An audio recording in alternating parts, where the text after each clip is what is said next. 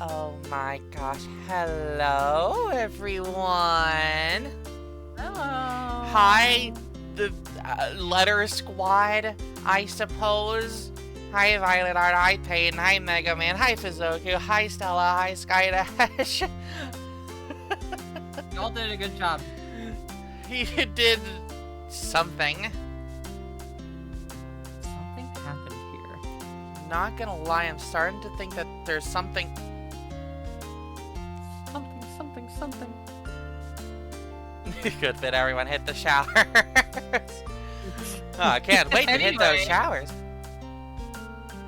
How's everyone doing tonight? I just had some pizza, and the pizza had pepperoni and sausage and a nacho cheese sauce on it.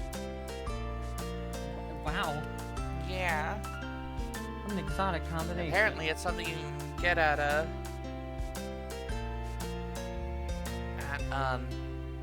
good lord, I just got flashbanged by something on TV. I just got Men in Blacked by that. I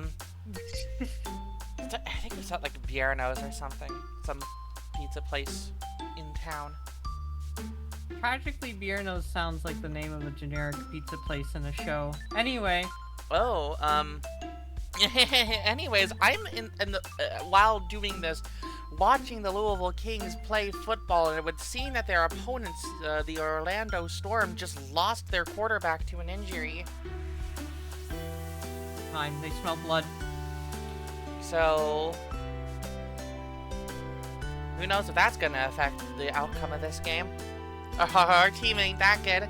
We might not be able to capitalize on that. Anyway, we got a new special guest. Yeah. What? Yeah, this new special guest who doesn't need to be posting in the text chat because you're here. I was waiting for my introduction. Here, let me just go over to the freaking regular stream screen so that you can actually see them. Everybody say hello to a tiny little fucking Hello. squirrel. Hello. His ease. Yay! I am here. I needed a shoulder to lean on, and I got two to stand on. Y'all will have flashbacks to the layout when I was Isun for the Okami streams. This look very familiar. God. A little bit, yeah. You were a little smaller. Yeah, I was a little smaller, so much that I had to have a little, like, zoom in. Yeah, a little inset. Your face. Gosh, a small guest, but no small feet. Well, True. your feet are small, but They are. Everything is small. You Fun know what fact. they say about a guest with big feet, small feet. Small. They got They everything they else. small. Great, let's hit the showers. They need really small shoes. Yeah, true. Question. Cool new Damn. Pokemon, you got a new shoulder meadow. What I find funny is the way you're situated. Wait, I should have drawn myself as a Patcher-Reese Sue. Hey.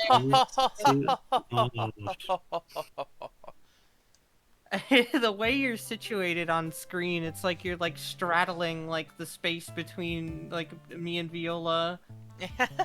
Yeah. Well, so the way I'm working it, yeah, I'm standing on yours but leaning on hers. True. That's how it works. Uh-huh. Using height. Yeah. So welcome back to the squad. Oh my Actually, goodness. we don't have the complete squad here. Hold on, I gotta go to the box. We gotta get scary boobs. Yeah, we're in Salacion right now. Yeah. So there's scary boobs. Okay. And in addition to scary boobs, we've got the classics of the genre, 45 degree, hot pink bitch named Breakfast, Lucy, X-Bay, and of course, Super Bowl champion Jake Bobo. Super Bowl champion Jake Bobo. Yeah. Embabero. Yeah, no, that's, don't worry. Everybody's friend. We need we need IDK miles per hour for the sake of getting through some trees that may be on this route. IDK miles per hour is everybody's friend, so that's okay. Yeah, so it's alright. That bee barrel is a wood eater lad. I forgot Salacian was Cowboy Town, and everybody has to have a cowboy hat. Like, everybody. Yeah. It's pretty important. Your time in Salacion is limited because you don't have a cowboy hat. They will kill me if true. I stay there for too leave. long. That's why everyone goes up and down that route all day long. That's true, Not yeah. because of the eggs. No, it's because they can only stay in Salacian. They have to be moving or they'll get them. Yeah, that's what I'm thinking. You'll have a legally enforced exile. Okay, Oh, that's shit, not Calvin! true, right, Calvin Locke, the That's- supervillain I just posted today. That's not true. In Gen 2, Team Rocket's entire game plan is to waste 3 hours of your life, get ghosted by their boss and do nothing, and just leave. So I would say that is the shittiest team of all time. God, yeah. Certainly that, like, Team Rocket in Gen 2 is, like, the most pathetic evil team. Uh-huh. So fascinating in that way. I'd say, like, Okay. Team Galactic is probably one of the grunts are some of the least intimidating and, like, mocked by the characters in the fucking game itself. But just for looking Cyrus- weird. Yeah, Cyrus and the commanders are pretty fucking, like, They're actually dangerous. think about Yeah, it. especially, Yeah. you know, Especially in Platinum. smiles, Yeah. smiles, Well, big and that wide. and also the bombs. Like, they... Also the bombs. Also the bombs. They literally do bomb several lakes. Also the bombs. Yeah, that is kind of fucking crazy that's... we thought about gigantic Perugly Mars, but before we thought of the bombs. Uh-huh. I mean, it's kind of more impact. Yeah, well, watch her sit down. And that is kind of a Chat, bonus. we may have the Town worst will be off the secondary map ever. if We may you never sit win. down. Oh, this guy is guarding this Pokeball, but I can slip it right out of from under him because I'm so clever. Disappeared right out of the ether. Yeah. Text said, Team Galactic, I love how little they know what they're actually doing. Some of the grunts, I wonder if they even know they're in a villain team. I genuinely would probably say most of them don't.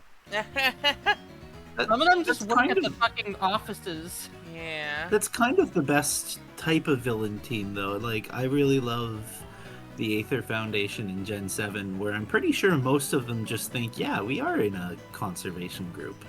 Yeah, it's And like don't know this about is the like- fucked up. if most of the members of the New World Initiative were just completely unwitting employees of Solar Systems Inc. Yeah.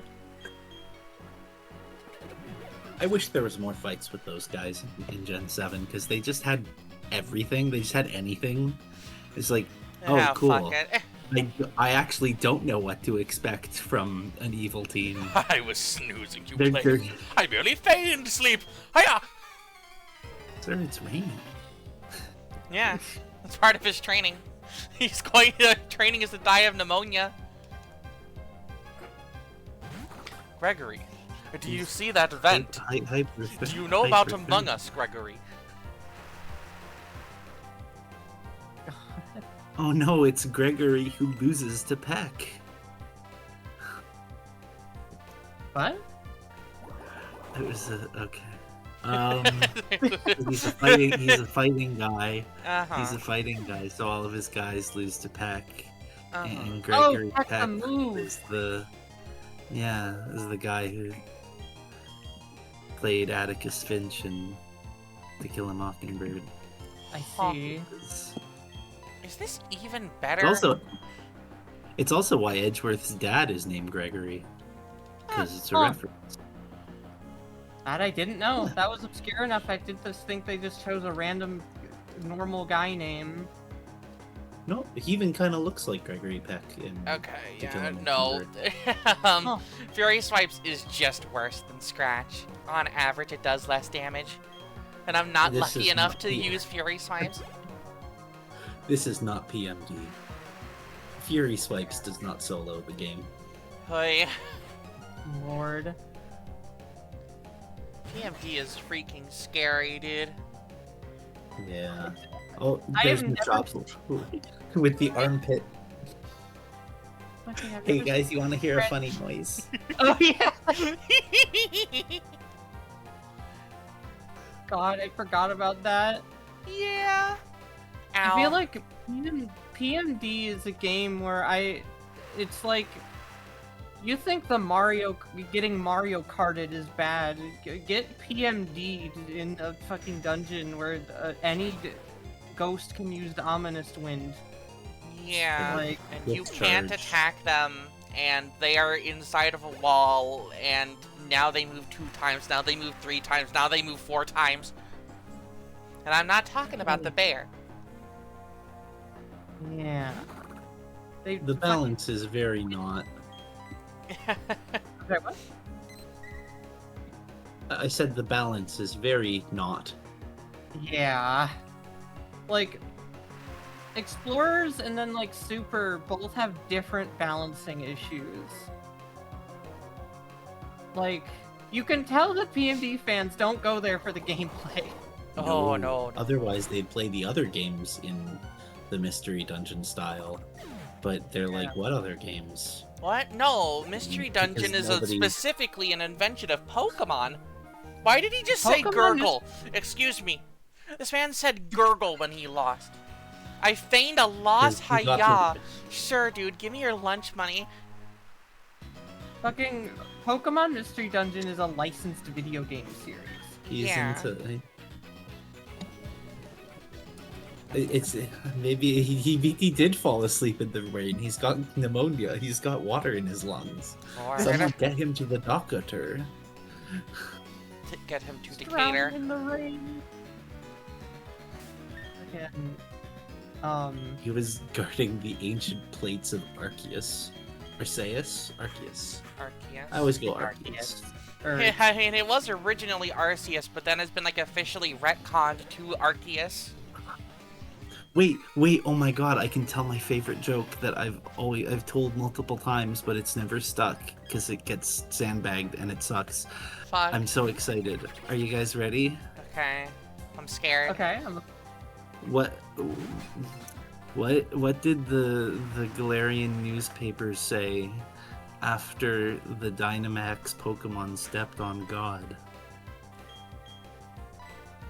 I don't know, Ease. What did the Galarian newspaper say after the Gigantamax Pokemon stepped on God?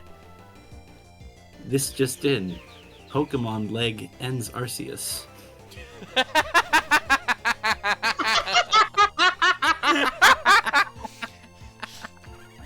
that took a second. Pretty good. Pretty good. Legends. Fucking shaking your hand. I've been saving that one. Well, I haven't been saving that one. I've said it like I've made the joke like 3 times in various different places, and it's never stuck. Alright, well, you did land it here. It's all about delivery. Timing. As Stella says, also, I will say there is a strong amount of feeling I have for the people who say, oh yeah, I'm a PMD fan and only touched Explorers. Please broaden your taste even if you're scared. Even But I I- had played Rescue Team beforehand. Yeah, and my first full experience with PMD was Super, so... My experience with PMD is watching them because I don't want to touch that gameplay. Well, lucky you're our friend, huh? Yeah. Uh-huh. Oh, Fire Gold's on a 3-stream watch streak. Hello? Congrats. Apparently, people are like, oh, you know, dude, Pokemon Mystery Dungeon Gates to Infinity is so easy. It's so bad because it's so easy, and it's Dude. like, okay, good. If it's easy, that means it won't. It's better. Yeah, it won't. You said that on purpose. Suck it. Of course I did. It's my favorite video of all Pokemon Mystery time. Dungeon Gates to Infinity. We gotta remember, whenever we say it, we have to say Pokemon. We have to, like, Dude. really... Pokemon Mystery Dungeon Gates to Infinity. Dude. Because the best part of that meme is the fact that you can clearly hear that the kid has been instructed, like, 8 times to make sure to pronounce the accent. Like, no, Pokemon. You need to say K, because if you don't say K, it is not correct, and the lawyers are, like, making him do it over and over, and you can clearly tell the kid is sick of it. And it's the best part of the video. Yeah, like it... Pokemon, like, advertisements, unfortunately, are probably some of the most, like, corporate speak-sounding advertisements I've, like, ever heard. God. Hell, some of the game dialogue, like, I was watching, SnapCube play Legends ZA, and just starting to lose it every time they were like, they're undergoing Rogue Mega Evolution and becoming Rogue Mega Evolved Pokemon, and they have to say the legal name in the like the full name in the dialogue every time, and she's just losing it because it's like, please. The Pokemon Waves game and Pokemon Wind game for the Nintendo Switch 2 system. That's like a Nintendo thing, but I swear, like, Pokemon, like, does it, like, even more. Like, it sounds even worse when Pokemon says it, because it's, like, two games. Yeah, the fact that it's usually two games split into 2 makes it worse, usually. Wow, that's high level. Yeah. I just, like, wonder, because that's, like, a relatively recent thing. Like, I first remember hearing it with the Super Mario Bros. Wonder game. Like, I wonder what kind of legal thing happened behind the scenes. Who that hurt you, girl? Yo, check out my spoon. You know, it looks like he's saying, like, no, it's mine. You can't have it. It also kind of looks like he's going like, all right, prepare to be amazed. Whoa. Dude, Oh. it's only a spoonful bit, but it's a normal spoon. You're incorrect, Violet Heart. The best Nintendo advertisement is the one where they locked that weird guy in a room and he just said the names of enemies from Zelda 1. I like the one, I like the horrifying one where they compressed the bus full of Pokemon into the cube so that the guy could put it into his Game Boy. Please. I am please, quite fond please, of the... please. No. I am quite fond of the Smash Bros. Dude, fucking mascots killing each other. Yeah. Imagining you and you and me, no matter how they cross the path, it has to be. It's very good. They fucking were at each other's throats instantly. Yeah. Friendship was temporary with those Woo, fuckers. okay, that was the last spot I needed to get on this round. Yay! Right. Dear, did you know that when it uses its psychic power, it emits strong alpha waves that can ruin precision devices? Oh, okay. Ah. Dahlia, watch out. Kadalfa. Kadalfarad. Is there no dash? Oh, there's the dash. Alpha male. It's alpha male. It's the alpha male Kadabra. Bros, I'm gonna tell you how to use this much protein, and they hold up their Alpha spoon. pale. You're gonna want to put this much protein in your protein shakes, so you can. I don't. Flex your brain like a muscle. I don't actually want to say anything alpha males would want to say, so. Don't worry, it's always better to be a yogurt male. That's true. And is it more rare than awesome? It's always. What was the Whoop one, dear? Like, just signs that you are like a silly Billy, and is it better than Alpha? Or some shit, I don't know. Is it weird to me that I feel like this is the most forgettable route in, like, maybe all of Pokemon up to this point? Like, I feel like yeah, obviously there's the rain and the little hill things, but I feel like every other route around it's just kind of... This feels very... They did not care that much. I at least semi-remember it for the bridges. Yeah, I think, like, whenever I get to this point and when I play Gen 4, I'm always like, oh, it's the route where it's always raining and they have the bridges.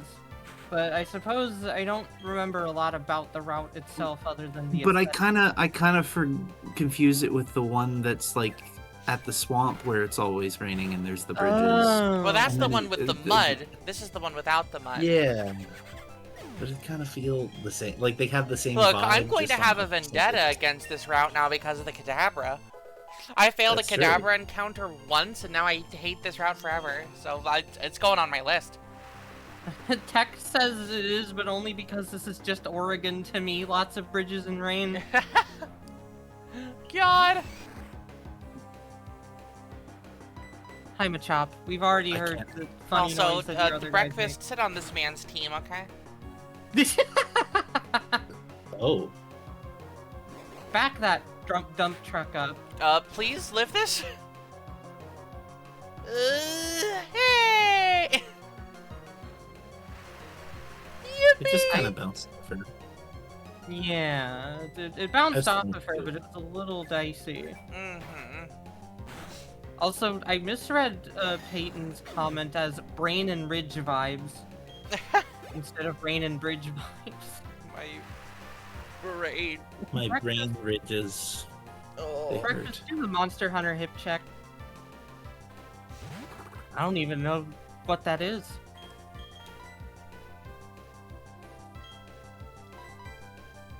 I do think a hip check from a massive woman is, well... Enviable. Yeah, Mm-hmm. that would fix a wanna lot be of sent flying. things. Yeah. Mhm. Like to be sent flying. Who said that?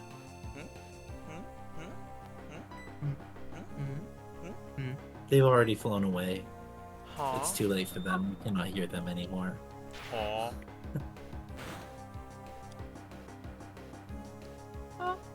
They've done the Team Rockets blasting off again bit off of a giant woman. Alas, we're communicating via long distance radio. Yeah. The Slopcast will go on.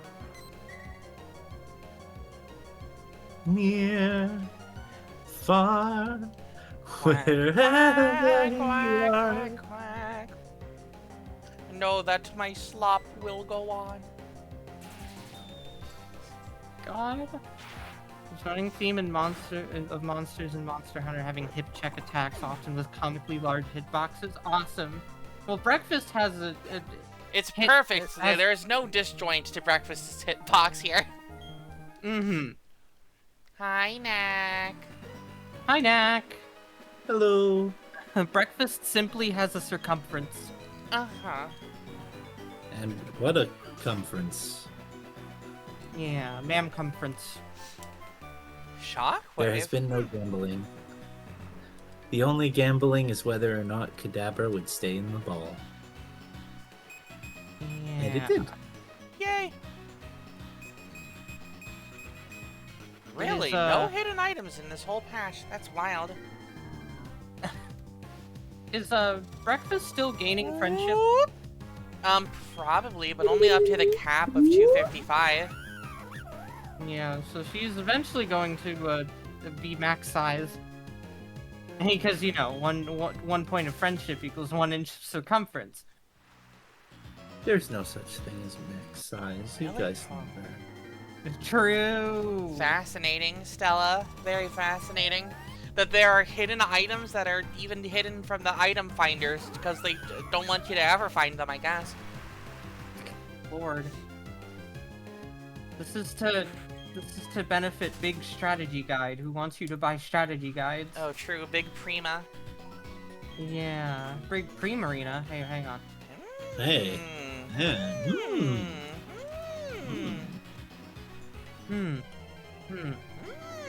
Like my eyebrows are like wiggling like with intensity. Like Join the Nintendo fan club today. Thank you, Knack.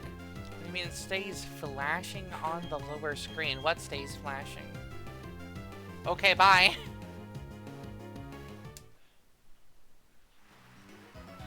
Nowadays, if Nintendo did that... Oh, there it is. Okay, it was just right in the middle. Okay. It wasn't in any of the spots with the holes, despite the fact that you'd think it would be. If that was said by Nintendo today, it would be join the Nintendo fan club organization today. I did not see the ping circle. It's fascinating. Taste in particular. Okay, but there is something showing up on the item finder. But I suppose it's not that. Just curious. Very curious. It's a shame the efforts that people in the Pokemon universe have to go through to get plates for their food. Yeah. True. Imagine like eating off of like the sacred texts. Yummy technical sandwich. I am eating my spaghetti off of the mind plate. Making me smarter, yay! Arceus gets them back and it's just like, what the fuck? There's like, oh fuck! God. There's like spaghetti Lucy, on please this. survive. Thanks for nothing, Lucy. They are very important to the setting, but maybe not. Well, I don't know. The religiousness is weird because there is the church, but nobody seems to mention anything other than wanting to feel good. Yeah. Church of positivity. Vibes-based church. Pretty funny, all Whoa. things considered. Jake Boba Fast Punch. Yeah. He used that in the Super Bowl, I'm It's sure. true. He punched Drake May right in the schnoz, even though they're both on offense. Don't worry about it. Hey, they put him in on defense Here just it so is. we could A use zinc. Hella. Bobo Aura. What? That one was mean because they had all those fake holes to make you Yeah, think they were right? items. Special defense. Well, that ought to go to X-Bay, because your whole thing is defense. Here. And we know that breakfast no longer needs special defense because of all of the, you know. The Trampolicity. Because, Yeah, that's the Yes. thing also. There's like many copies of the plates if you go underground, so it creates the implication that like there's two possible ways it can go. Either that ancient people produced an absolute fuck ton of them for some unknowable reason, like 3,000 years ago, and now they're all buried beneath the earth just over time. Or two, that like they were all fragments of one giant like planet-sized plate that broke up like in the beginning of the universe. And in the rest of the series, it's like, well, there's one per game of every one. Which suggests so that Sinnoh is special in this way. Yeah. Which What? makes sense, actually. Yeah. Sinjo ruins are a thing, and so is the entirety of Legends Arceus. Yeah. I like that, you know, they could have called it, like, the Phantom Plate or the... It's just the horror plate, but it's just He's the just spooky spooky plate. plate.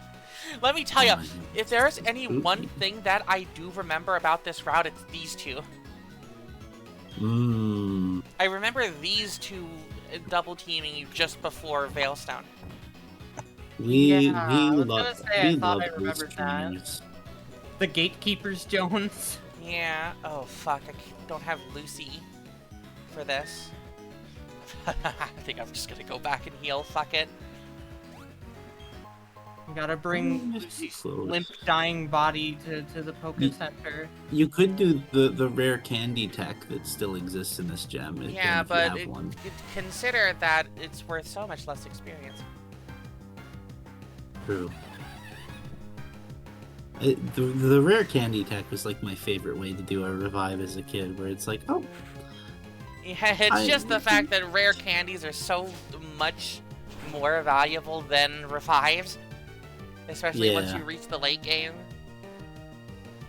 I usually just like save my rare candies for until I get to like the Elite Four, and then I just stuff them into my Pokemon until I. And then they get big and round, yeah. Yeah, I gotta make sure my Pokemon are big and round for the Elite Four. Yeah, I like using them as I liked using them as revives in the Elite Four, just being like, okay, well, I don't have a max, so I'm just gonna go use this rare candy, and then you'll be at like 3 because you gained it when you gained a level, and then I'll use the full. Let me tell you, you would not be able to get away with this in Fire Emblem. No. You do not gain HP when you level HP. Yeah. Game depending. Not on the one you're playing, for sure. Because, Jesus Christ, those levels ups are atrocious. I learned during our last Fire Emblem stream that Fire Emblem Echoes is the only game that uses that combines HP and MP into one stat, where Magic uses HP, which I thought was a really neat mechanic because it just gives you one stat to keep track of. No, I think it's an interesting thing of Magic taking kind of like your life force, you know? Mm-hmm. And it's also one of the only Fire Emblem games that has, like, the artificial fountain stat thing, where it's like, okay, go to the fountain and pick one of your units to get it's just, you know, some stat buffs, because they're so bad otherwise, like, their actual stat growth. I believe that it is a game where the promotion bonuses are not static, they just take you up to the bases of that class. So that your units will always be at least average for their class. Yeah. But if you are good, then you get rewarded. Like, I'm pretty sure we've gotten, like, insanely, like, attack blessed on May this playthrough. Yeah, no, it's an interesting system. They pick some good things to balance it out. It's just kind of funny to me because they, like, the rest of the series, it's not that much of a drought when you see the level up screen. You feel unlucky. That's old Emblem. That's old Emblem, baby. That's old FE for you. If you play Echoes, you're like blessed when you see 3 stat increases. In other Fire Emblems, it's like, oh my god, this level was a waste. In Echoes, they get like 2 stats increased, and they play the this is awesome voice clip. Is Milla pulling strings for me or something? Does God love me more than you? Hashtag May is the type to say hashtag blessed. With the implication that when she is blessed, no one else is. Uh-huh. Okay.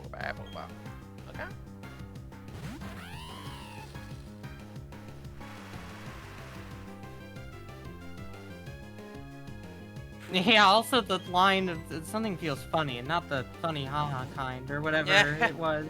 And not the ha-ha kind. Bye-bye, Abra. I like that they made teleport an unpriority move later. They were like, no. Yeah, right? No, let me do one thing, you go please. To the end of line.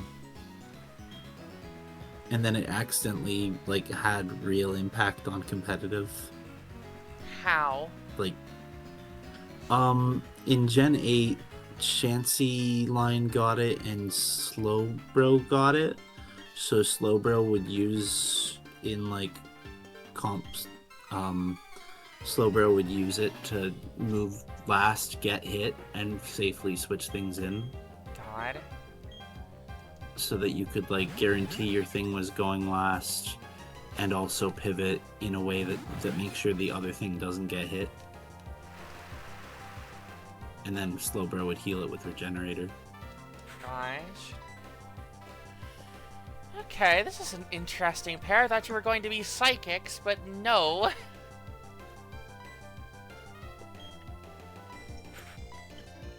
Yeah, I remember they were ace strings because they're harder. Which makes sense, because I think this is like the final challenge before reaching Veilstone. Yeah. Extra sensory, please. Oh, they hate Lucy's pussy. As most people do. It's fucked up, dude. Whoa. Wow.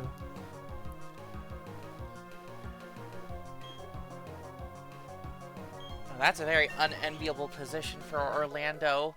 They got to like the 49, and now they're on like 4th and 8, and they have to go for it. They don't have a choice. They can't punt.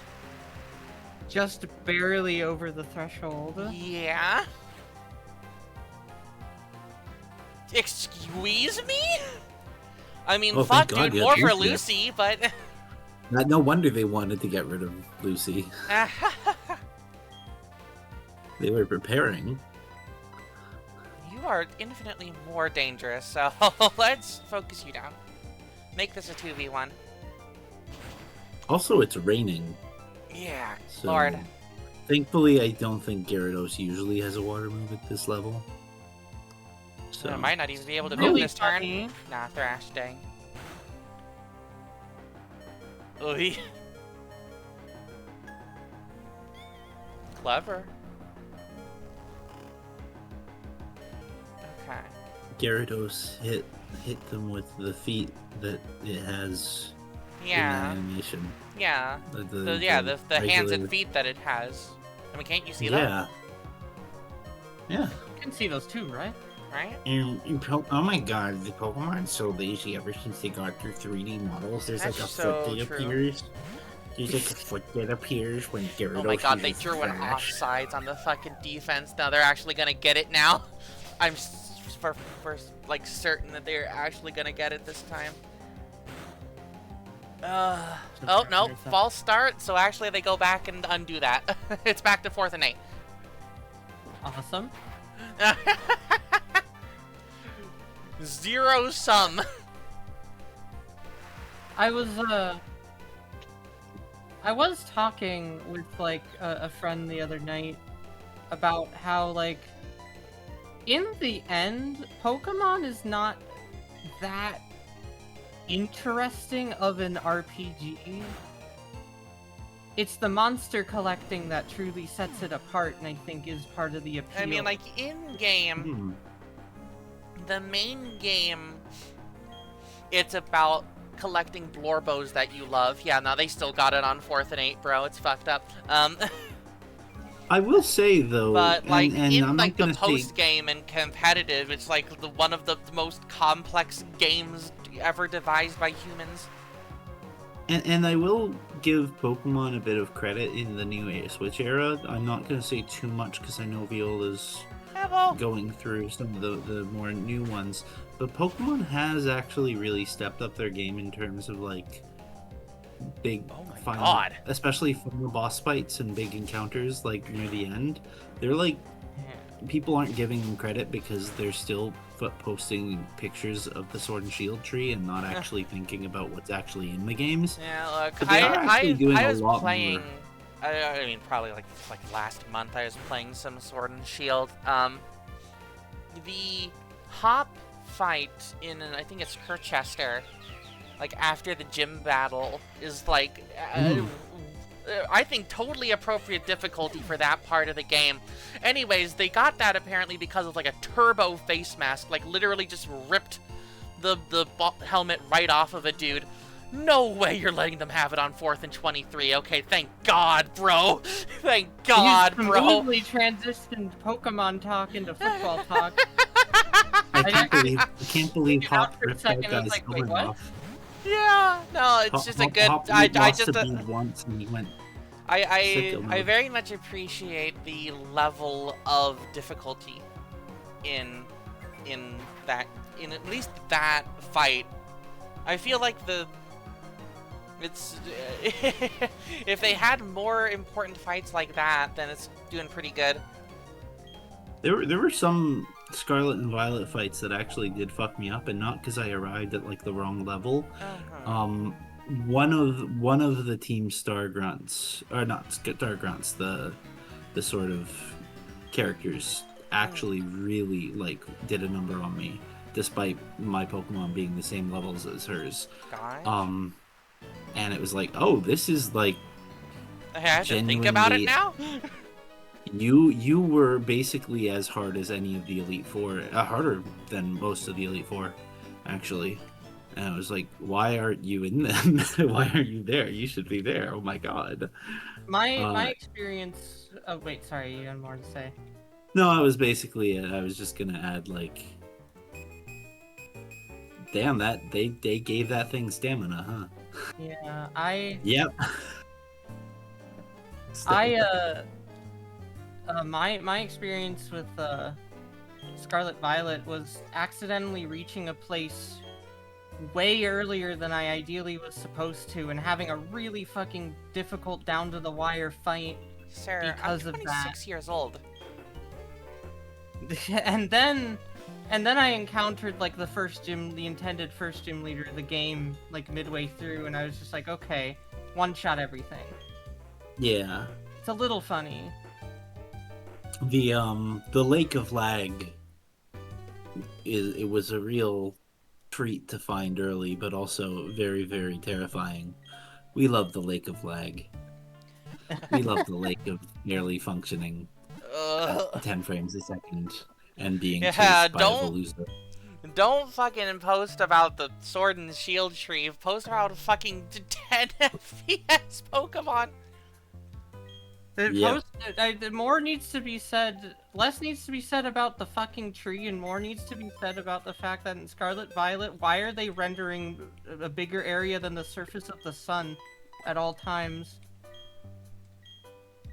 Whenever you are outside, the game is trying to render a play area larger than the sun. Why? But why though? I truly think that if Scarlet Violet had like one extra year to just like cook a little Hey, like Gen 10! Like, yeah, like, Gen 10! Gen's gonna have it. I'm so excited. I don't know. Oh, sorry. Oh no, I just said I'm so excited for. Yeah. Yeah, it's just, it looks like the fact that it's coming out in 2027, so that means it's going to be a 5-year gap in between games rather than a 3-year gap, I think shows it gives me a lot of optimism for the actual quality of the game. I think Scarlet Violet's very fun to play, it's just, of course, they have roughness and it doesn't look good. Polish. It is probably my favorite. Like, I've said before, it's a like 5 or a 6 out of 10 that I would play. That I would play over many games that are like 8 out of 10s. Oh hey! Someone actually brings it up. Somebody actually brings up the stupid fucking. Look. I would. Oh, hello. I would play. You know, I would like. Scarlet and Violet are the best 6 out of 10s I've ever played. Yeah. They suck ass, but I love them. I truly had, like, I can't say I did not have a good time playing Scarlet Violet. I just also, playing completely casually, encountered some wild glitches that I feel I would have liked to not encounter. Like, I accidentally discovered a speedrun glitch multiple weeks before it was actually discovered and then didn't say anything and had a good time messing with it, and then found out it was real, and then messed with it further, and then they patched it out. I didn't get any character model glitches, but I did like have like character positioning glitches when starting battles like next to walls or starting battles on like a tower or something. It's like characters are just placed completely wrongly, as well as nearly soft locking myself earlier into the game by getting respawned on the bank of a river repeatedly. I did do the thing where you like lock on, like before even getting the ability to ride Koraidon, getting like the area with like the Salazzle early by like throwing your Pokeball over to the other side and seeing if you could like teleport yourself over there with this it. platform is here for fun. Yeah. Yeah. It's natural terrain. Yeah. But like the bringing it a little back, unless you had more to say, I forget if you were continuing. No, I was just kind of talking about the fun things. Yeah. I just wanted to bring it back to what I was originally talking about, though, because I was talking with a stream guest, Vanny, who is not the biggest fan of... Lucy looks dreamily content. Aww. Wow, that's a surprise. I obtained the determination, in case you're curious. Lucy's actually chill? What the fuck? Oh. Lucy actually, like, being nice and chill. Emma's like, can somebody call somebody? I think there's a changeling. Yeah. I was gonna make a joke about, like, oh, good luck massaging breakfast. You're gonna need a couple ladders to get up there. I was really tempted to use X-Bay, like, yeah, just kind of rub this piece of metal, okay? That's just polishing. That's just... You do that with your gym badges. Hey, hell yeah. Oh, but, I did just want to finish what I was saying, which was talking with Vanny, who's not a big fan of turn-based RPGs, and said that, like, one of the ones she tried was Pokemon, and it was, like, extremely boring. Because, like, I will say, Pokemon I don't think is a game that will convince you on turn-based RPGs unless you really like the monster collecting aspect. Yeah, no, it is. The point of Pokemon is that the Pokemon look cute. I think that especially is itself a reason why you should use them.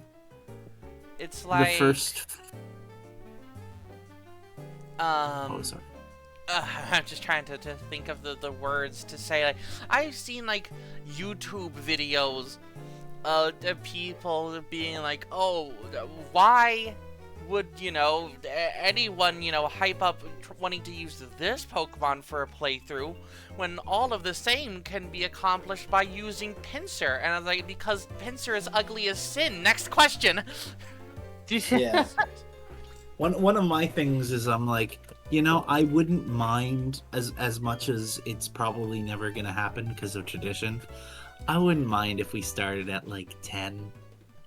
Like, I think the one thing is that, like, Pokemon doesn't give a good introduction to turn-based mechanics when the first, I want to say like an hour is like, okay, tackle. Use your 140 base power normal move until you get a real move.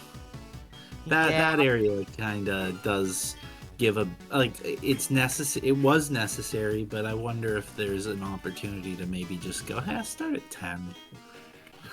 Yeah, like, and also, yeah, Marshtomp saying something that I was also thinking about, which is that compared to like other turn-based RPGs, it doesn't have as much going on. It has way more going on than... It is way more going on. It's just you're never going to see it because the optimal strategy in like a in-game playthrough is rock, paper, scissors, but there's 18 options and combinations of the options. Ultra you know, competitive play is like really complex, but in like a casual playthrough, most of the time you will be mashing A through battles. yeah. The Vanny said that she got in like taken in by Persona 5 because it has a lot more visually going on, and that's like the kind of thing where people complain about 3D Pokemon. But consider the fact that Gen 4 Pokemon battles are also just... The Pokemon battles prior to 3D have just kind of been mostly static 2D sprites. Just I kind mean, of I joked about the Gyarados feet and punches. Yeah. Like, oh, nice thrash animation. That really fits what's on my screen. Yeah, like... It's the kind of thing where it is very difficult to... Again, if you aren't enraptured by the Pokemon designs, then you're just kind of seeing them statically on your screen, and then you do moves at them. I can see how somebody would not enjoy the mechanics of Pokemon. It's mostly just frustration with people acting like it's a new thing. Like, yeah, that, like, oh, the quality's gone down so much. Gen 1 barely functioned. Come on. It is a miracle that when you put it into your Game Boy, it actually like played the video game. Like, I'm so tired of it. Almost feels like the equivalent of the Griff, you know. We get to dunk on this for easy money. It's like, okay, can you actually say something new? yeah. Fucking... Sometimes it does feel like a stop having fun type of thing, because, okay, now you're just, like, beating a dead horse by continuing to... Do you even like Pokemon? Why are you continuing to talk about it? Because they can make a 2-hour-long video saying things that other people have already said, and make the YouTube ad revenue. Oh, okay. But don't you want to see more videos titled high quality animations and have it be things that hurt?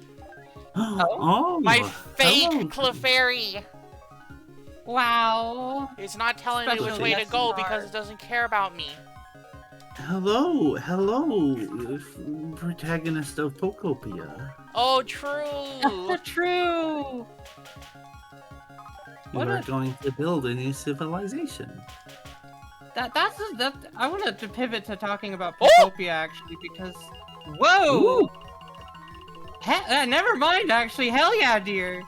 777. Oh, yeah. Alright.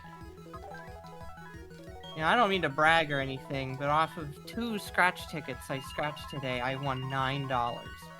Wow. But, Pokopia is like... Pokopia feels like a fucking wild concept for Pokemon to do for such a cutesy game. Oh, yeah. Like, I don't know if you know anything deep about the story, but for one, they're giving the, like, Pokemon characters actual personalities in it, which is so weird, because they've usually been really, like, adamant about not making the Pokemon into characters, you know?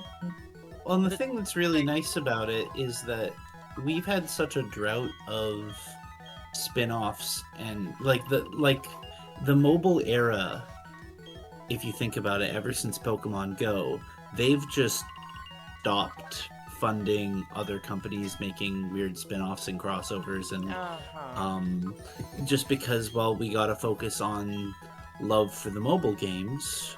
What the fuck was that? The fucking Killing Moon just happened. I saw that. That was weird. And it's like, all of a sudden, okay, well, we'll take a bet on the Dragon Quest Builders team to make us Dragon Quest Builders 3. They did work on it, didn't they? No, they made it. It's 100% their game, and they nailed it, and people love it. And it's my god! Okay, well, oh my god, wow. They're back. And it's like, okay, My well, friend, maybe fake have faith in Clefairy. these spin-offs again. Yeah, like, I don't know, it seems like a really, like, interesting and bold, like, take, and it's got, like, a fascinating implication for the world in which the game takes place. And my favorite thing about it is something I was talking about earlier to someone who was kind of like, oh, I'm frustrated that it's Kanto again. And I'm like, no, this is the first time they've ever used Kanto for something other than nostalgia. This is God. the first time I've ever seen them use Kanto for the admittedly loosely interconnected theme of Kanto, which is, you know, mankind's overreach and abuse of nature. Causing problems. There is a theme in Kanto. It's just very, very vague. But this is the first time anyone's ever, you know, capitalized on it to turn it into something, you know, more than just we're doing this for nostalgia. Also, hello, first-time chatter, Sonofan Ice Cream Maker. How are things going right now? Pretty good. We're gambling. Yeah. I'm a rambling gaming gal. There was a Ditto on our screen, so we started talking about the Ditto game with the Ditto. Also, Stella tells you that if you get God. 10 bonus rounds in a row, you get the explosion TM. Wow. Well, here's round 3. If you get 10 bonus rounds in a row, you explode. Oh no! I hope it stops before that!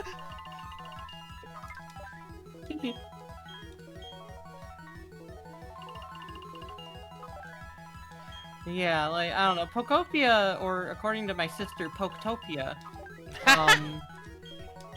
she only pronounces it that way. It's interesting. Yeah, Pokopia is a fun thing. I can't play it, I forget, I don't think it's on Switch 1. It's just Switch 2, sadly. Yeah, I'm fucking never gonna be able to afford a Switch 2 unless I feel comfortable making a big purchase. Unless everyone in chat, hey, now is your time to like and subscribe. I've always wanted to say that. No, I'm kidding. Lord. Again, yeah, everybody in chat donates $10 to us. We might be able to afford a Switch 2, maybe. Look, I'd rather buy a freaking fursuit than a Switch 2.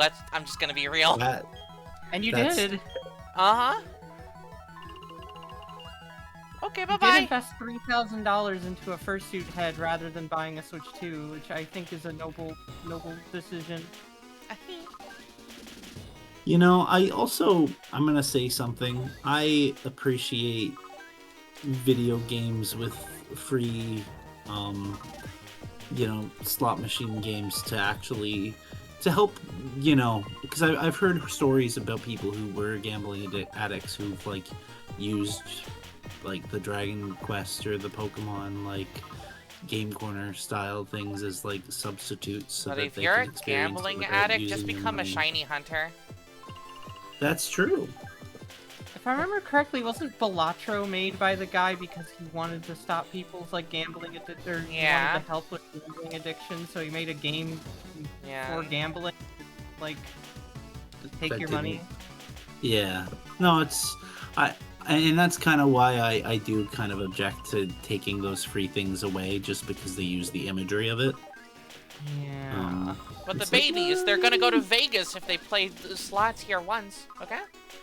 If they play slots here once, they'll be like, oh, well, I can just do this for free on my video game that doesn't cost me, you know, money every time I do it. No, you don't understand. It's actually much better if they gamble on loot boxes instead of doing something that looks like a slot machine for free, okay? Kindness, Lugia, kindness. Kindness,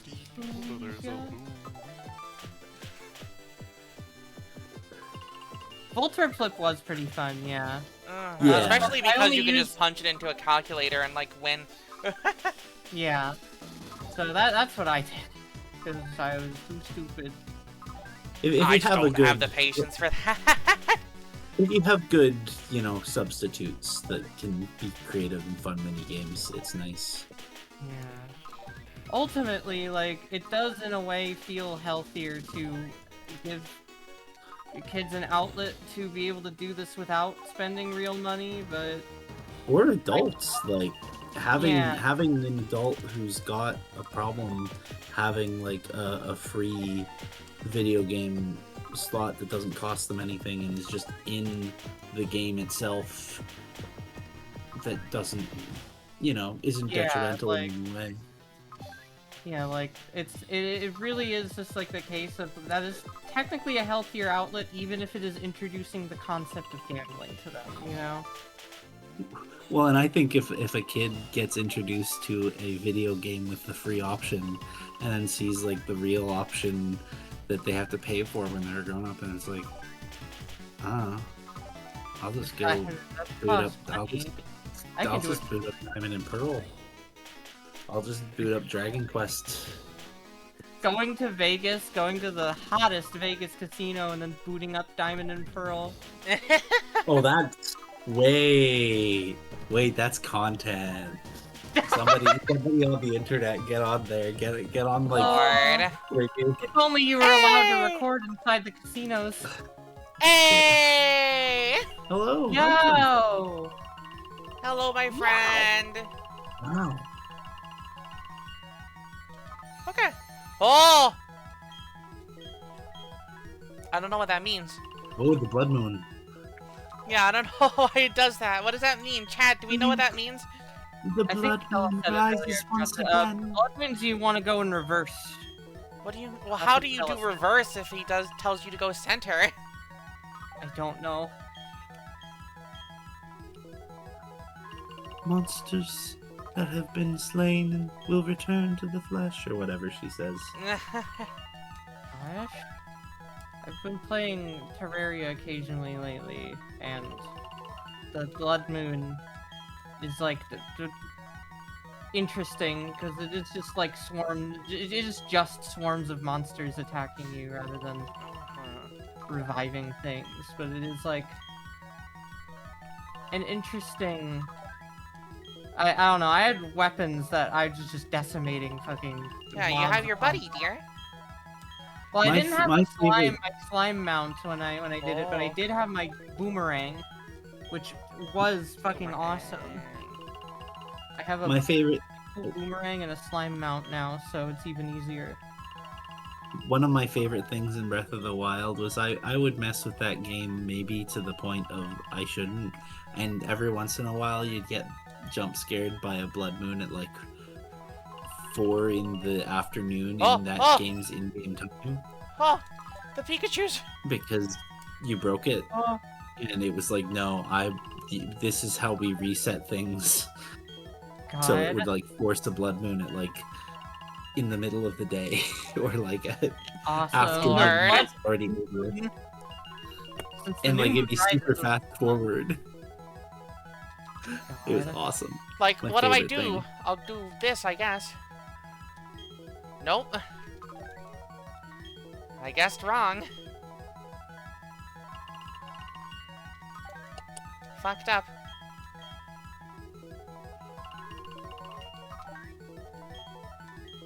Fuck it up. Yeah. Fucked Metal Alchemist. Fucked Metal Alchemist. Fucked up. And metal. But also alchemist. Full metal, but an alchemist. Yeah.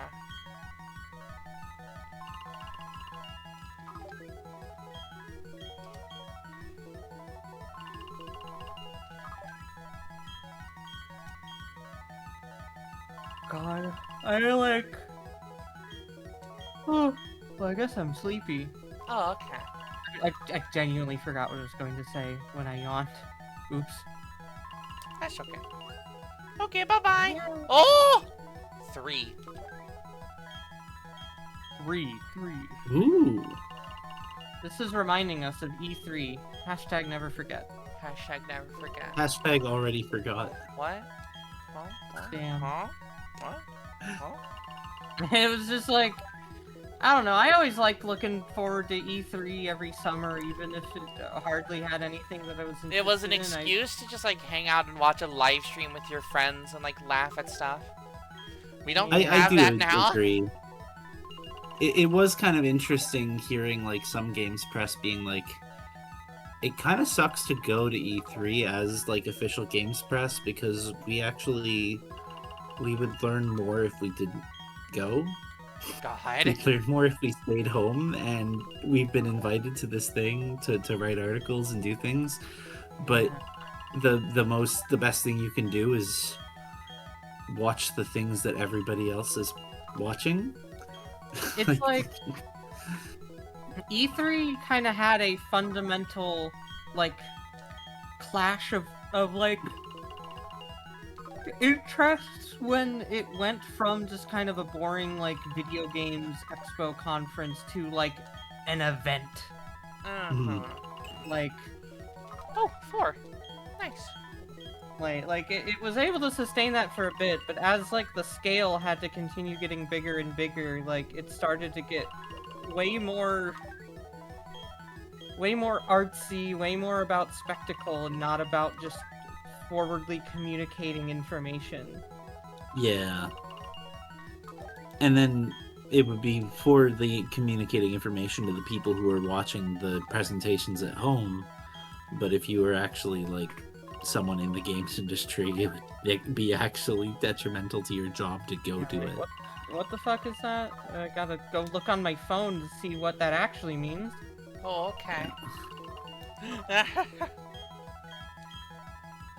After E3 died, we stopped having any idea when games were coming out. That too, like, even if I hardly played any of the games that E3 advertised, it still was like I was aware of them. I don't think it would have survived, you know. Yeah, it didn't survive COVID. But like it was already on its way out because of the thing where it leaked and doxed like 30,000 people, and like they were just in a lot of trouble. Oh. Getting a standing ovation for my friend Pikachu. Wow. I think I remember like how big of a deal it was for people when Nintendo decided they were not going to do any more live presentations and they were just going to do like pre-recorded directs for E3. Yeah. That was probably kind of what stopped seeing appeal in it. Whether or not Nintendo's live demonstrations were good. Well, and other companies started to follow suit. And eventually it was just like PlayStation was doing their own. And, you know, once PlayStation and Nintendo were doing their own, it was like, okay, well... Who do we have? And Microsoft doesn't even make video games anymore. That's true. They just make computers that don't work because they were vibe coded. Fucking, like... I mean, it is a sound business strategy. You can't let any of these, like, presentations go wrong if you simply don't do them live. True. If you simply never give yourself the chance to mess up, then you won't. You will never get the Wii Music presentation ever again if you don't get on stage. Yeah. Microsoft doesn't make games anymore. They do the equivalent of unmaking games given how many people they've laid off. Yeah. The Microsoft strategy, buy a company and then kill it. The Microsoft strategy of lose $10 grillion, and I don't know how they're still in business. It's because computers, dear. It's because they're computers. You can't even sell computers anymore because the chips are too expensive. Well... I suppose it was nice while they were computer while it lasted. Hey, Microsoft doesn't sell anything anymore. They just sit there and lose money. Just looking at this, like the computer screen, like, come on, do something. It's too micro hard to make money. They have to. Oh. I don't have a way to finish. And clearly Microsoft doesn't either. Uh-huh. There's the one post about how Sony and Microsoft are the champions of slamming their fingers in the car door. I mean, that's why that meme exists of like, the classic Gaben and Nintendo sitting in the corner doing nothing. Uh-huh. Well, Okay, the bye-bye. other Oh! two just... Oh my Goodness goodness! gracious. Clefairy is being Oh, yeah, very generous today. Well, look, companies I'm okay with shitting on, while individual people I'm like, okay, no, I'll listen to you because like you're like a person. Like Sakurai, Sakurai did not single-handedly make all of the games that, he's credited for. Smash players like to think that Sakurai is a god who manifests everything into existence, but... Oh, dang it. I messed it up. And at the same time, he is a very, very clear auteur in wanting his games to be arcadey and simplified, in a way that does make them his, They are to the point undeniably his games, and I think it's great that he is a guy who is very, contemplative and well thought for, game design, and to the point where he made that, video series. I'm just happy for him to... He feels like a creator I can understand, Because he explains a lot of, his thought process, and there's a lot of, interviews with him where he talks about why he did things in a certain way. I mean, he talked about, Okay, bye-bye. Oh! Air Riders. Oh, ooh. He talked about Air Riders for, 4 hours of total screen time before that game came out. Yeah, He just did not stop talking and telling us stuff about what was in that game. Okay, so I guess when it's in reverse mode, if it's up, you just still do up. I can only assume that's how it works, because I keep getting it wrong. No, I saw this one video that was very obviously satire of some guy playing Smash, getting to the credits, seeing Sakurai's name, saying thank you Masahiro Sakurai, and then immediately fast forwards through the rest of the credits. And I feel like this is how Deltarune's gonna go too, or probably already going. Lord. I think that's the case with a lot of video game auteurs, though, because it happens with films too, where you see people going, oh, this is a Tarantino film, and you can tell it's a Tarantino film, and yes, it is a Tarantino film, but 3,000 other people worked on it, because it's a movie, and that's how movies are done. But if this be the point things are where I don't get the next round so that I get screwed out of the explosion TM? If things are recognizable enough with a signature... Yep! It makes sense. Oh, no. I told you! I told you! Well, the main goal is just to get the coins, and you are very much getting the coins. I fucking knew it, dude. Gosh. X-Bay was just watching that sweating. Because it's like, no, it's gonna go to me, isn't it? God. I think X-Bay is the only one that can learn explosion. God. Would make sense. But yeah, I would expect it to be breakfast, Smiles. Yeah. I think H-Bomb said this in the Tommy Tallarico video, where it's it's too easy for credits and games to get lost, and then ironically that quote, whatever quote it was credited to just one guy. It was credited to a guy's name, creator of Deus Ex. No, he wasn't the only guy. That was the whole point of the quote he was saying. Bruh. Exactly. You undermine... People want a hero to worship. You don't understand. Yeah. And I do understand when it's Take something care of that Life has Pandora. Bye-bye. Take care. And Red Reaper. Okay, take care, Peyton. Yeah. Yeah, the War Inspector quote. There you go.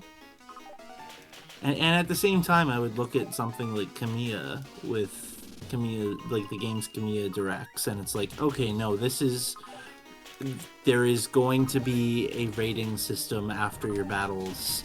There is going to be, silly arcadey things. There's going to be weird diversions and mini games and things that shouldn't be there but are because he liked this from one video game, so he's going to take it for like a sequence.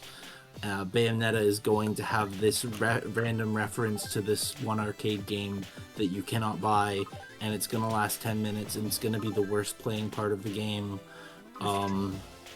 because it's an entirely different game built into the video game that's only going to last 10 minutes. And that's going to happen like 3 times with 3 different video games, but that's something Kamiya wanted, so it's going to be there. And like, yeah, there is something. If I say no, he locks the doors. He blocks you on Twitter. He blocks me from leaving the office. Yeah. But it's like, there is a certain authorship where, yeah, people will credit them for the games just because they can recognize their signature in it. And I think Sakurai is one of those. Yeah, Sakurai and Toby Fox, like...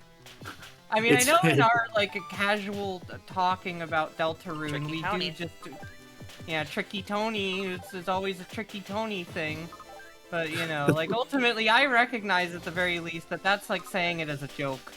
I'm saying, talking about what Tricky Tony's doing because that's what people keep thinking, is that it's entirely him. The funniest thing about the Sakurai thing is his signature isn't even his, it's his wife's. Yeah, the menus. Honestly, the fucking respect for always wanting to involve her, though. I mean, fuck, dude, like, me and Viola, like, involve each other in our projects, so, like, our signature, I suppose, is the collaborative nature. I do not know how I am supposed to make Ditto come out of the Pokeball. I'll pull the snack out for it. Okay, I don't have one in this. My only buttons are play gambling. It just does it whenever. Well, understood. Yeah. Completely arbitrary. It's dancing over Hisomi, so how is it going to be in 2 places at once? Oh, true. God. Yeah, I have to stay here until Angel Hair rescues me. You're right, Stella. Now, is the Ditto like tied to a machine where it would be like, if you go to a different machine, it would be a Clefairy with different odds? Like, I don't know. I think. Oh well, There you go. Hey, hello, Ditto. Let's go back to bonus round. Yeah, it's probably like a 1 in Gorillion chance of being a regular Clefairy.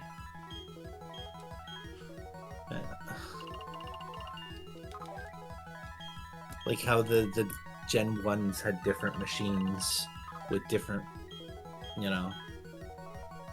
successes.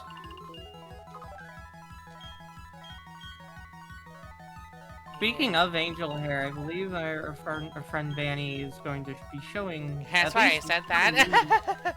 The Angel Hair. I am going to mute for a second so that I can move my setup downstairs. Okay. So in a bit. Don't die. Please. Police. Not police, but please. Police. I love cooperative gambling! Yay! I love it when Ditto tells me cheat at gambling. Ditto is also addicted to gambling. Uh-huh. Yay, friends!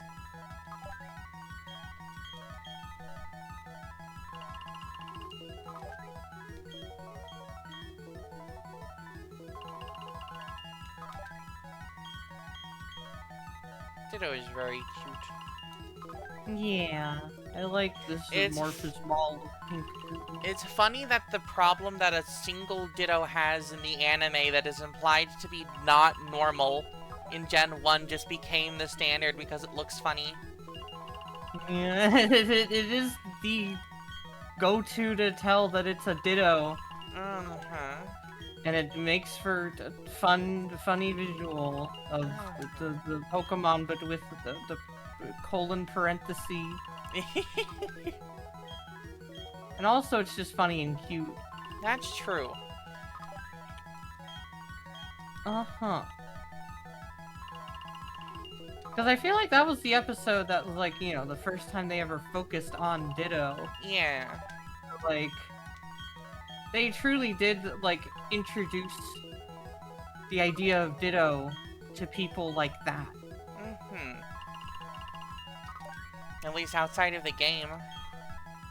Yeah. Or, of course, you would have been able to see it first.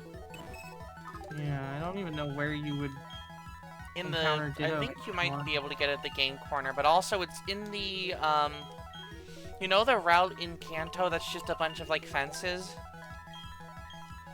Maybe? Is that the one where you can do the glitch that gives you missing no? No. No, it's between, like, the pier and, fuck.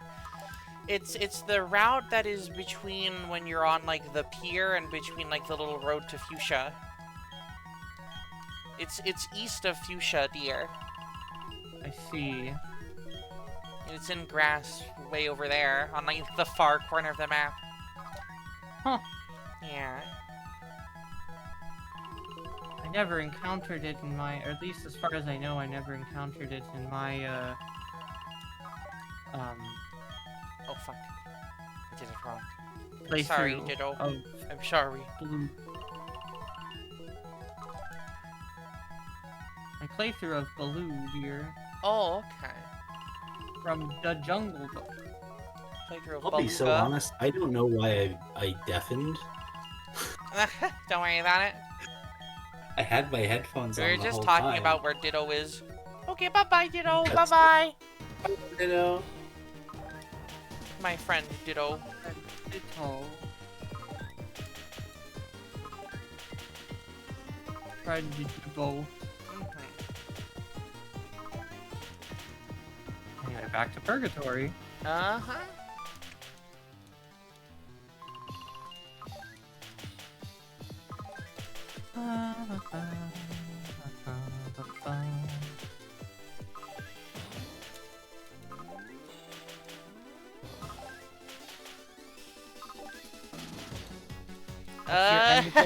My end goal is to get good TMs and Pokemon and stuff. Through coins or specifically winning it through the gambling? Well, there's only one TM that I get through the gambling, I'm told. Scyther, I'm told. Oh, right. we would need some TM information, or TMI, in Oh. Uh-oh. Sorry, the TV glitched out for a second.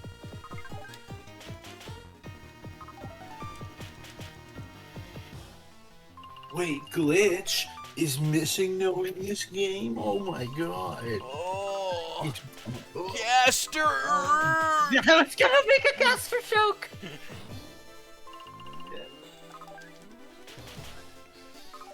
Is it Gaster under the truck. I want to see the, like, oh my god, Neil Cicerega video, but it's oh my god, Gaster. Tricky Toady strikes again. Oh my god. I do love that it has turned into Tricky Tony. Oh my god, bro. We might be the worst team in the league, actually.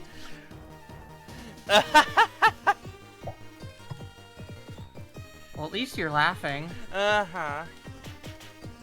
Because I know I'm gonna probably go to a game next Friday where I watch them lose even harder than this.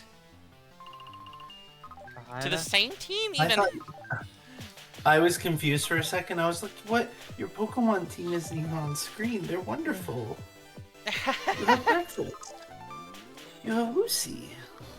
Why would you say that they're not the worst? It's like, oh wait, right. There's two things going on. There is another game involving balls going on right now.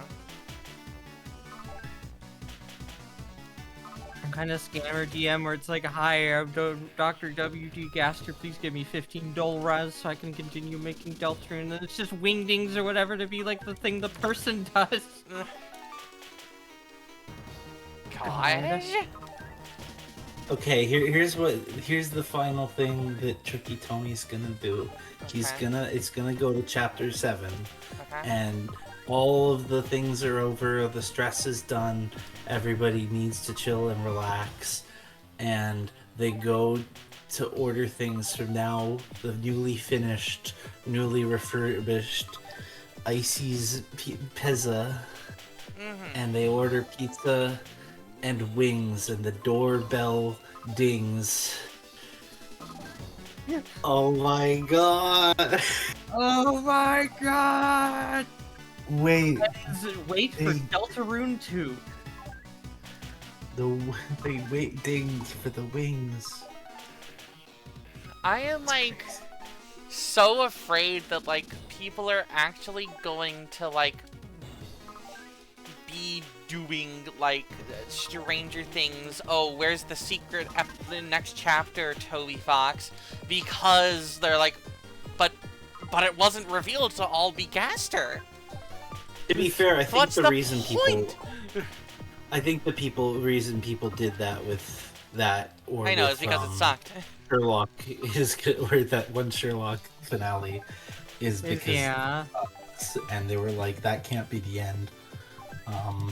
Oh man, we haven't reached the Deltarune ending yet. It could suck. For all we know.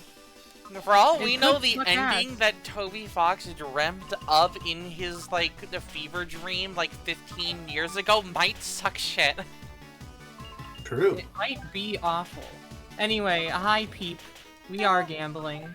We're rambling gaming gamers. Yeah, it's probably gonna be a really fucked up ending. Like, I definitely think that no matter what, Deltarune's ending is not going to make everybody happy. No. But I think nothing it's going could to be make one of those everybody things happy. where it's very, like, split on whether or not it was a good ending. Everything I'm hearing about, like, the Amazing Digital Circus, like, ending is also, like, I think Goose said that, like, one of the episodes is, like, I'm genuinely confident that this is going to make 50% of the fan base mad. I think it was the episode 7. And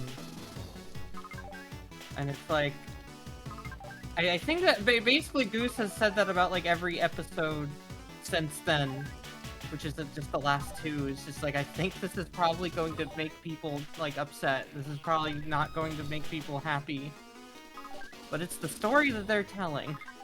At the same time, I will always respect a creator who is willing to say that, oh, not everyone's gonna like this, and it's gonna, you know, make people upset. Because I would rather have that than the person who's trying to please everyone and we focus tested our story to shit. And oh no, Reddit guessed the ending, so we have to change it at the last minute. Because the only value that video games have, or that stories and narratives have, is the surprise that you get the first time, and then they're useless, and you have to go and consume something new. Fuck you. Like, fucking... I do not make like, content, I make art, bitch. Uh-huh. I try as little as I can to refer to what I make as content. Yeah, the only thing it should make you is content. Yay! Is the person making. Gosh. Yeah, Stella, you're, like, right. People really did just start thinking subversion is how plots are made. In fact, you can have very satisfying plots that are all, like, laid out from the very beginning. Superman. What is going to happen. Everyone Yeah. knows what's gonna happen in Superman. There's no surprises there, but Superman is still compelling. They fucking tell you what happens at the start of fucking Romeo and Juliet. They say, by the way, they die at the end. Want to see how? I can't believe your trailer spoiled the game for us. Shut up. If they revealed it. But I mean, that's also the thing of like, I cannot, like, oh, you can't, I'm not allowed to tell you a single thing about this video game. You have to go in, because I can't spoil it for you. Fuck you! I can't look at any trailers because it's gonna spoil things. Like, okay.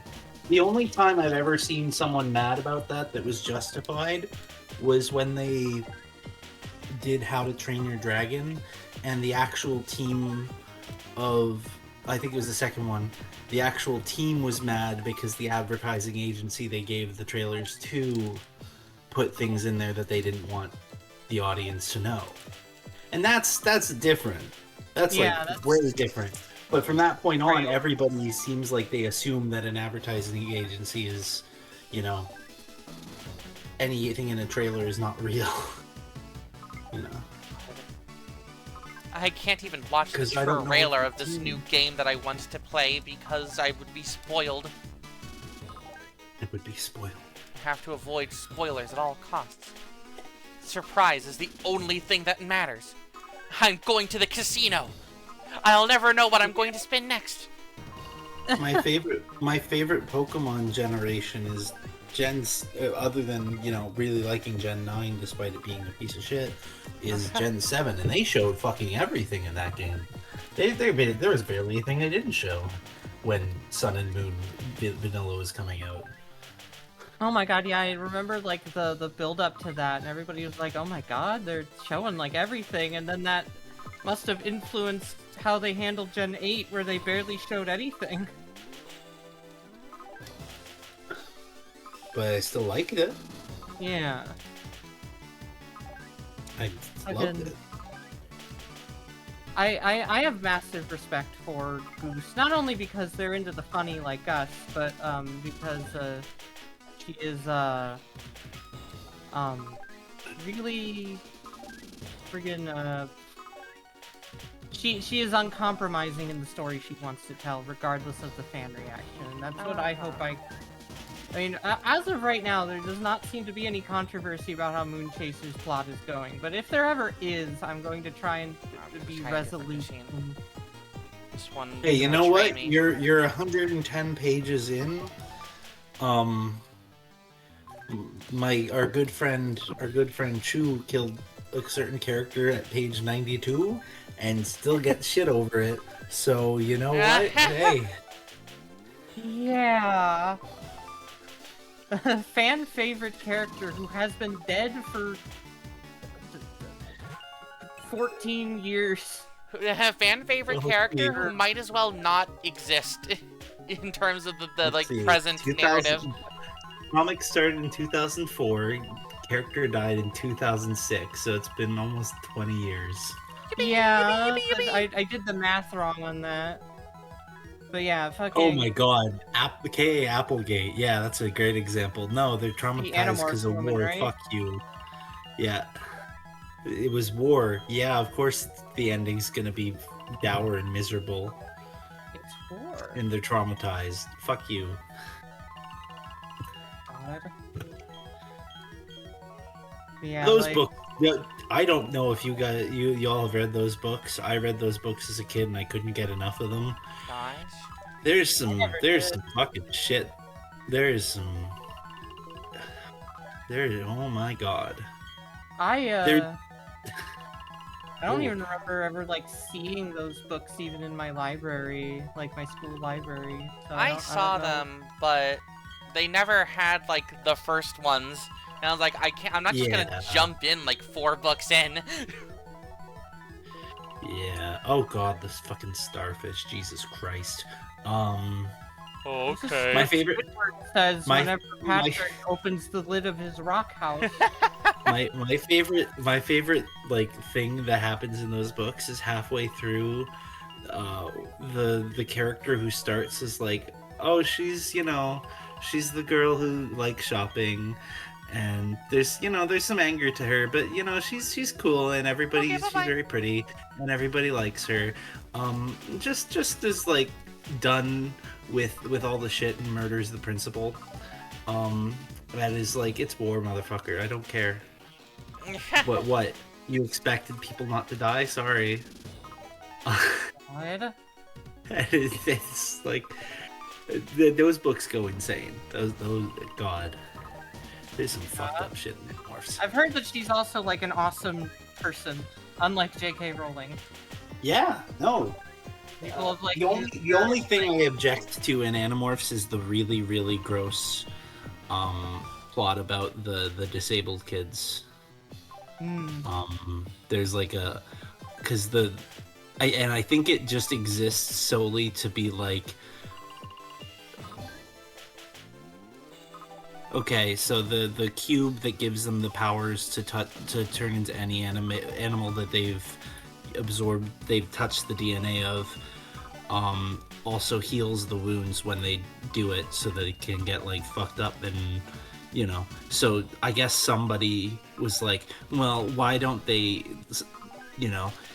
give that power to disabled people so that they can, in some fan or something, and then she wrote a fucking part in one of the books about they do that, and then like by the end of the books, almost all of them, pretty much all of them, are dead in the war, and it's like, oh, that sucked. You shouldn't have put that in. That part, fuck. Don't put that in. And you see, that's when you do try to compromise a little bit on your vision. It just sounds like being edgy at that point. Yeah, it was not. That's the one thing of Animorphs. I'm like, you could have cut that. You could have cut that bit, please. She is super. Oh! No! Real and shiny. Oh my god! Shiny! The first shiny! Oh my god, everybody redeemed! Oh my god! Holy shit! Is it always shiny when it shows up as a regular Clefairy? Chad? How does this work? No. Ella says no. What are the odds? Yeah, it's not actual shiny odds. Yeah, just like, what are the odds?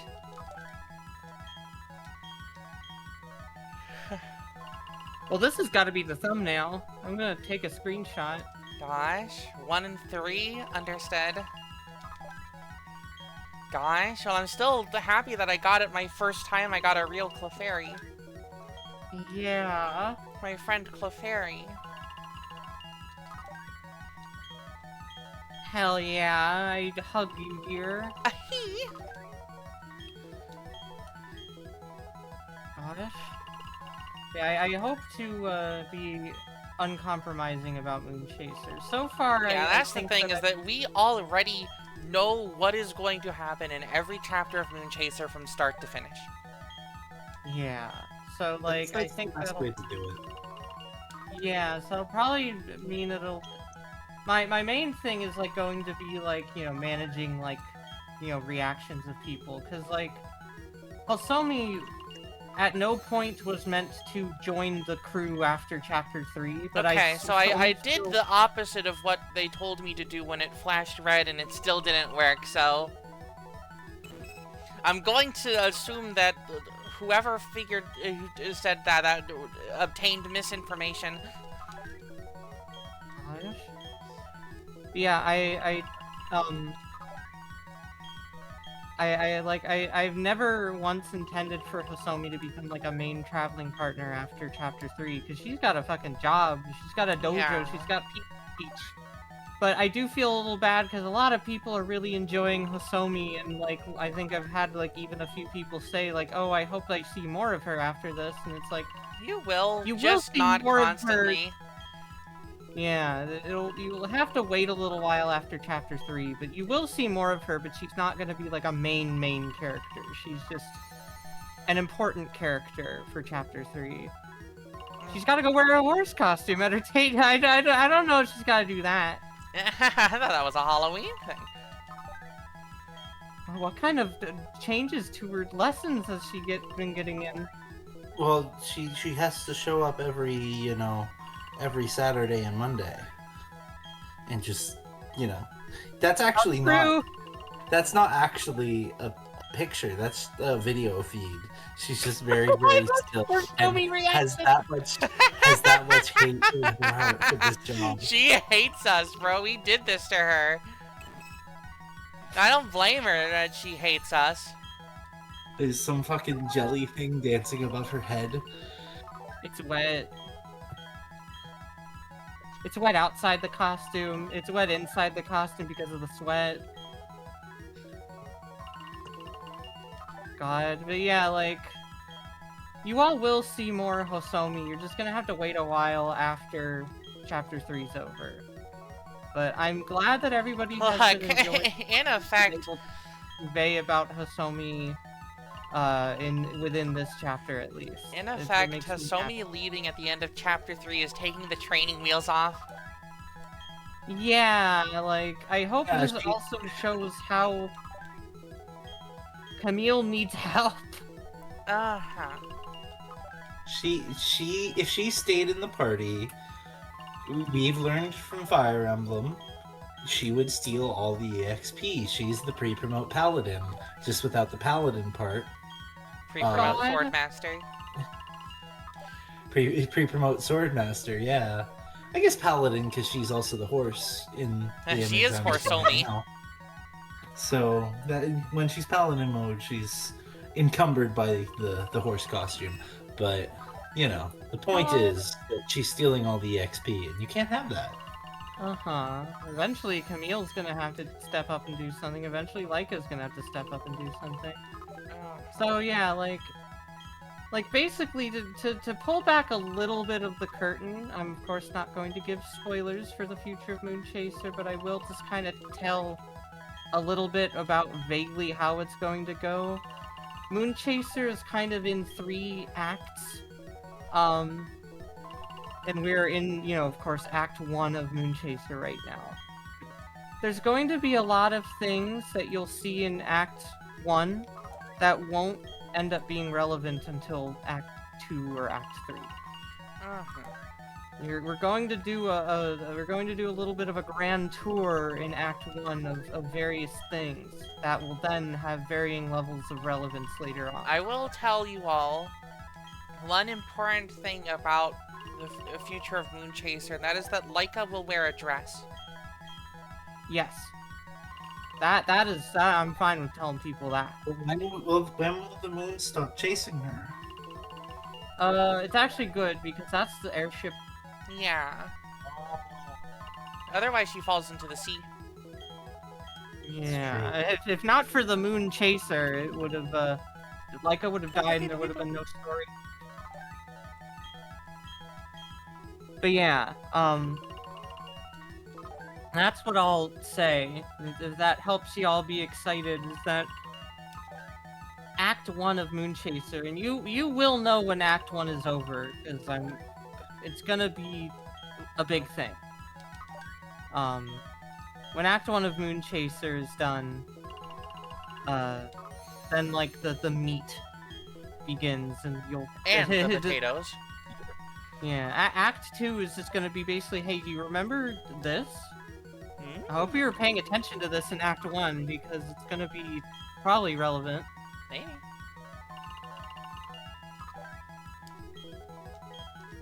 We have the meats. True. We have If you want to see girls with lots of meat on their bones, follow these lovely artists who make very good things. Ba, ba, ba. Gosh, I need to go use the bathroom. I will be back in a few minutes. Okay. Oh, okay. In Red Moon's mean if you get the replay, then there's a lower chance of the bonus round continuing for the next round. Okay, so don't do it because it's not go against her because she will reward you, but go against it because it'll just boost my combo odds. Okay. Anyways, we are on round 6.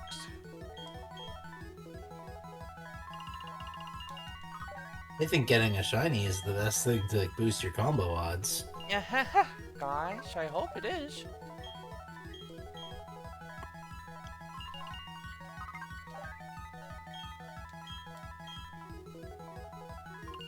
Also, you have 4,000 credits, so you're doing okay.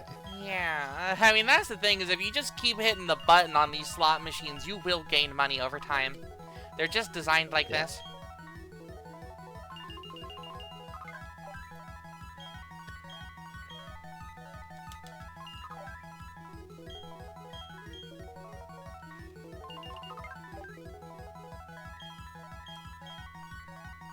Clefairy is so cute. Ooh, I love Clefairy. Oh, I love Clefable, and it's just they're so all good. round and so smiles. And like, it's crazy that Clefable just never stopped being good. Gosh, well that's nice. And then Clefairy had its like moment in doubles where it was broken in Gen 8. Gosh. Because it was the only thing in Gen 8 that had Friend Guard.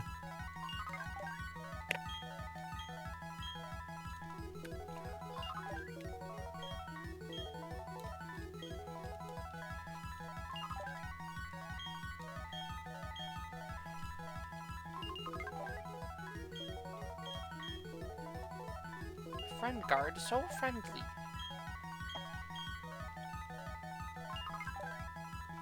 She friend on my guard until I, well, let's just say.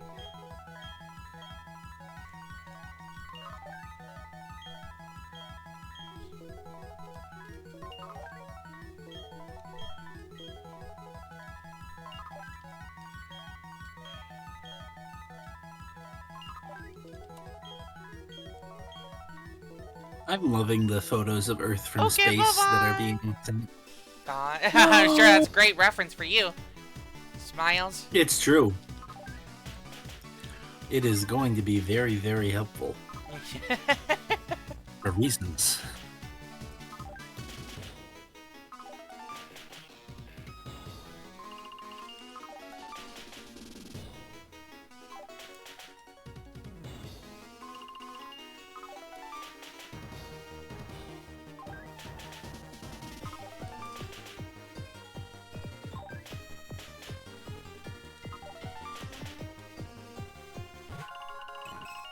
Hey, and there's my normal little buddy. Oh. Hello, Ditto. Huh. Well, I hope I can actually hit the big money. This Ditto is also shiny, you just don't know it. Oh, okay. It is blue inside. Oh, same. I like that there were people who tried to, like, when Pocopia's menu started coming out, started making, like, fake, like, you can get a shiny player character at the opening menu, and tried to trick people, and it's like, no. That's not real. It's a lie.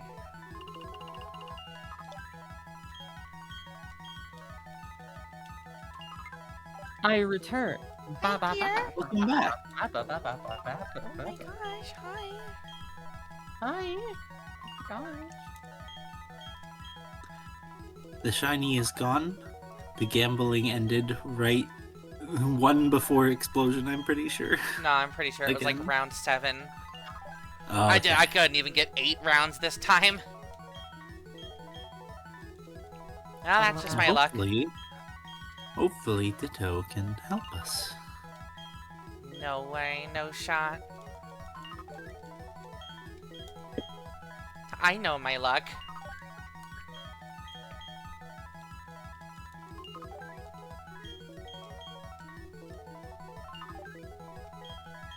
Tragically, the gods have cursed this sheep See? to languish with bad luck. 1 round. Wow. Okay, I gotta take my freaking pills. Also, King's Yeah. lost, lol. Alas. What was the score? 9-19. What a fascinating score. Uh-huh.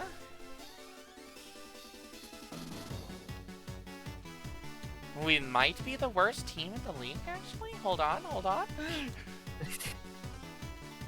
I mean, you're putting up better losses than the fucking Houston. For all we Dallas. know, we're gonna get our ass beat by the gamblers. Ah, they're just rambling gaming dudes out there, huh? It's true.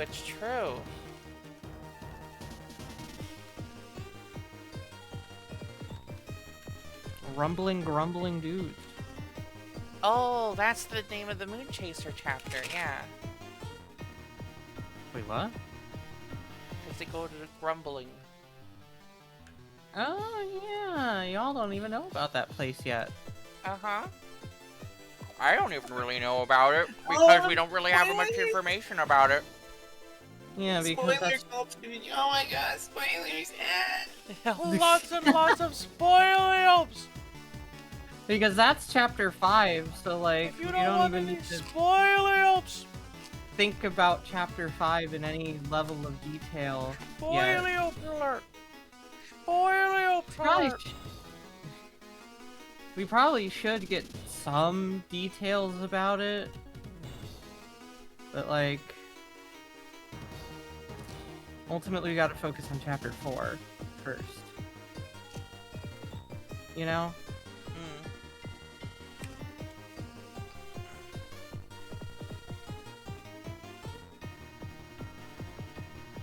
Gotta think about it. Okay. I trust y'all. Look, it's not like me accidentally Okay. switching and saying something about the plot of Moon Chaser is gonna have massive fandom ripples like it would for Deltarune or TADC. I also don't know how expensive they are, but the fact that they let my coins go up to 90k suggests that they are quite expensive. Oh, Hippo! Hello, my friend Ditto! Yeah, fine. Gyro Ball is 15k! That's an expensive euro. Oh, World's most expensive euro. All the meat is gold foil wrap. Okay, but I do want to say, if ever people come to Vernal Equinox, and it's not going to matter because it's not even in the same location anymore next year, but the Euro place right next to the hotel that is the goddamn bangerest guy. Euro place I've ever been to. Lovely. I would love to go to Vernal Equinox someday if I can ever swing a trip outside the country. So far, I've never left America. Yeah, look, all I know is that fucking the place where they have the IFC the last couple of years, but not next year. They're moving up in the world. We went to the Waffle House by there, and that was pretty good. Yeah. So the Euro place was like, it's in, basically it's this little tiny shack next to the waterfront that is also a boat rental place for like, and it looks dilapidated. It looks like straight up dilapidated. It looks like shit. But it's one of those places where it's like, okay, if you're in a big city and you look like you're shit, you look like you're falling apart because you've been there forever, you must be doing something insanely right. And then me and Chu got recommended it, and it was like the best we've ever had. Like they had the chicken, and it was like super chicken gyro and pita wrap, and it was super juicy. The pork was like super crispy on the outside. moist on the Hello. inside. It was like $12, and that's $12 Canadian, so like $10. 12 CAD to USD is $8.60 in USD. Yeah. Not And a bad also price for that good of a euro, I'd say. and also Uh-huh. discounted by 20% because we had con badges on. Oh my god. Awesome. That's based. So Dear, what's the name of the pizza place that's like right on the corner down the street from MFF and so is always swamped every year? Giordano's? Yeah, that's it. We had a deep dish from there once and it was alright. I'm gonna say it. I didn't like Giordano's very much. I didn't really like it. The crust was a little too stiff.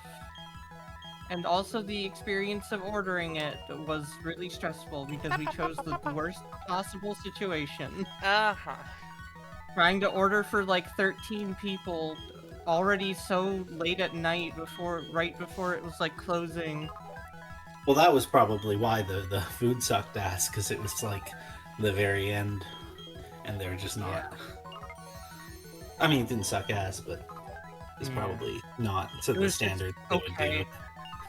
A lot of people say Giordano's is like some of the best pizza that ever exists, and like I don't have anything. And they're the against Chicago. people who will try to shoot you with a gun if you put ketchup on a hot dog, so we don't need to listen to them.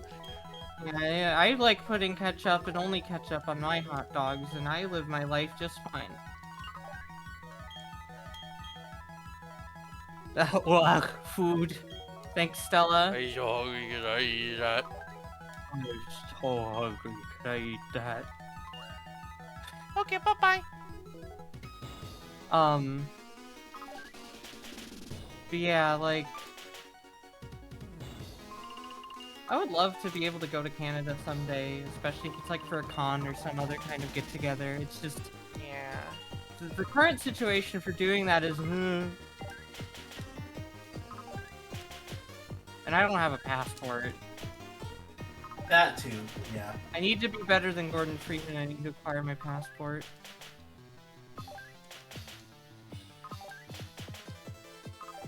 I haven't even fucking updated my driver's license since the move. Gosh. Well, eventually your driver's license will expire and you will have to update it. My health card and photo card are gonna expire next year. I gotta get on that. Oh, Varga. My current state ID is like I got it like last year.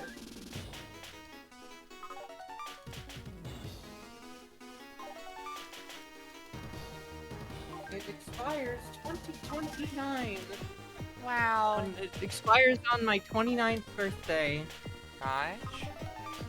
I like that they do that. They make the expiration date of your important IDs your birthday, so that it's like, okay, you know when to do it. Yeah, you will remember.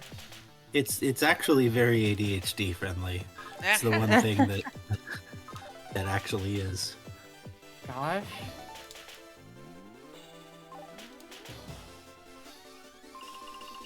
You know, like, I think I remember my first state ID had like a slightly earlier expiration date, because it was like, I got that when I was 17. It was like the different kind because I was a minor.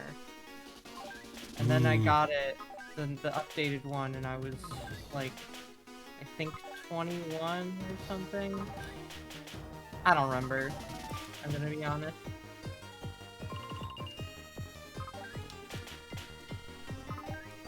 But yeah, I think going to Toronto would be fun sometime. If only Canada wasn't so huge, because I would love to meet our friend Mary again as well. It's the unfortunate thing of Stella. two friends of ours lived basically on opposite coasts. Oh, regular Clefairy. Yeah. Hello. Hello, my friend Hello. Clefairy. Wow. My friend named Clefairy. You my brown-eared girl.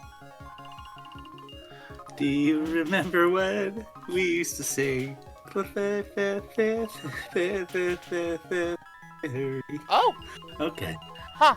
I'm doing bits. First time I've gotten that jackpot before. Whoa! Fascinating. With a G. You hit the The G port. spot that says... I finally found it! Look, it takes a while. You're big. It takes a long time. Lord. But yeah, we There's have lots of so cat many friends all across the country, and it's so hard to see all of them. Yeah, it's weird because I'm like probably less than 5 hours away from you, but it's a different country, so it doesn't count. Yeah, you're probably you are probably one of the relatively closest friends to me, just from a objective distance. But in terms of the border between us, it is as if you are on the other side of the world. He might as well be in China. Yeah. It's actually it's weirdly harder because it's like, okay, well, on one hand, you know, if you were on the other side of a country, I could go on an airplane. I could get it to an airport. But when it's like the difference between like southern Ontario, Niagara Falls-ish area to, you know, yeah, upper, not Detroit. What's the state? Michigan. West Michigan. Yeah. West Michigan. It's like, okay, well, you're there. There'd be no reason to have a plane, but yeah, you could. I'm gonna be honest, Mega Man, I don't even really know what the options are for the need to obtain here. I'm just gambling to make the number go up right now. I just want to make the number go up as much as I can. This is the Slopcast. Hello. Yeah, welcome to the Slopcast. We're just chatting. Anyway, okay, there are flights from YYZ to GRR. From your airport to mine. So yeah, but it also you know, it's one of those things where like it would feel so wasteful. I mean, but it's something that like the same thing that another friend of ours from Illinois has done, and it's like a 1-hour flight. But like, if you are not someone who can readily like drive there, it's a decent option. Yeah, I am not a car. Oh, if you're not a fucking car haver, then yeah, absolutely fucking take a plane here and I'll fucking pick you up. Ooh, we could get return 8K. That is what return brackets 8K. That is how much it weighs. Yes. Swords dance, U-turn. Oh God. Fucking. That is how much the return weighs when breakfast hits you with it. 8,000 kilograms, 8,000 pounds of Lapani. Awesome. Anyway, I have a fun fact. By like, just like a relative few miles, assume I just put your location as Toronto. I know you don't actually live there, but I'm just using it as a vague idea.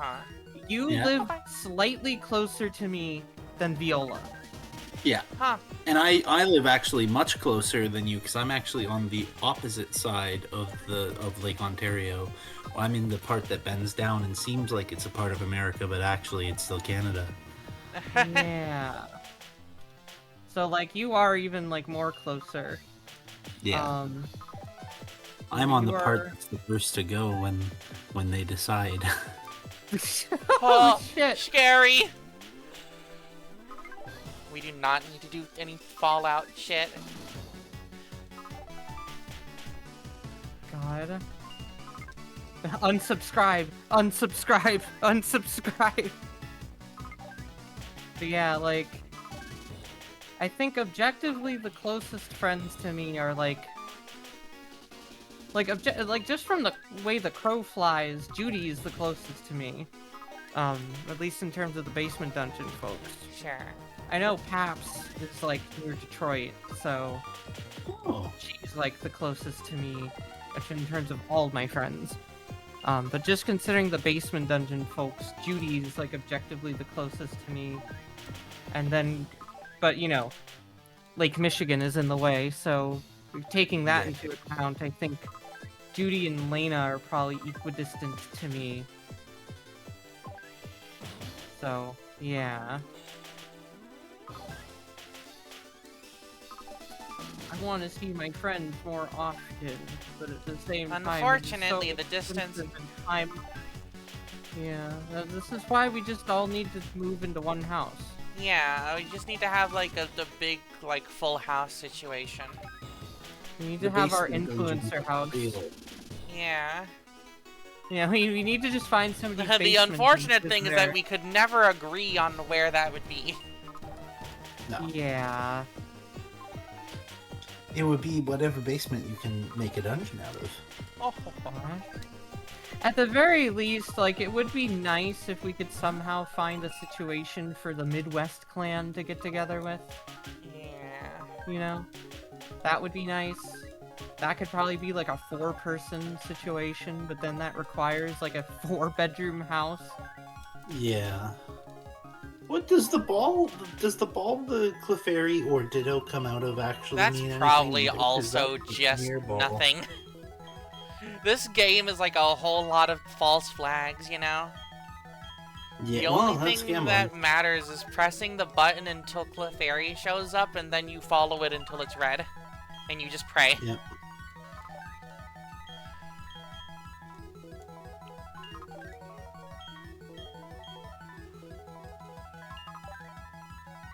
Just affects the guaranteed reward the ball gives you when it's on screen.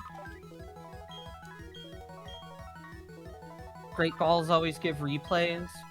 Oh, so it's about okay, that makes sense. So I'm guessing if you got the Clefairy on a 777, it would be like a luxury ball. Or, something like that. I want to live in a luxury ball, that would be nice. Yeah, you could fit in one without even needing to do any of the, like... You know? That's true. I do think that... Also, Stella, that was a Premier Ball, and it was giving me replays also. I like to imagine that being inside of a Pokeball is like the turtle from JoJo, where it's got like a lavish room inside of it. Mr. President. Yeah. Yeah. Well, because it's probably like an extension of the box system, the PCs. So this it's is like an whatever. Ultra Ball, and it's also giving me replays. I think the ball doesn't matter at all, actually.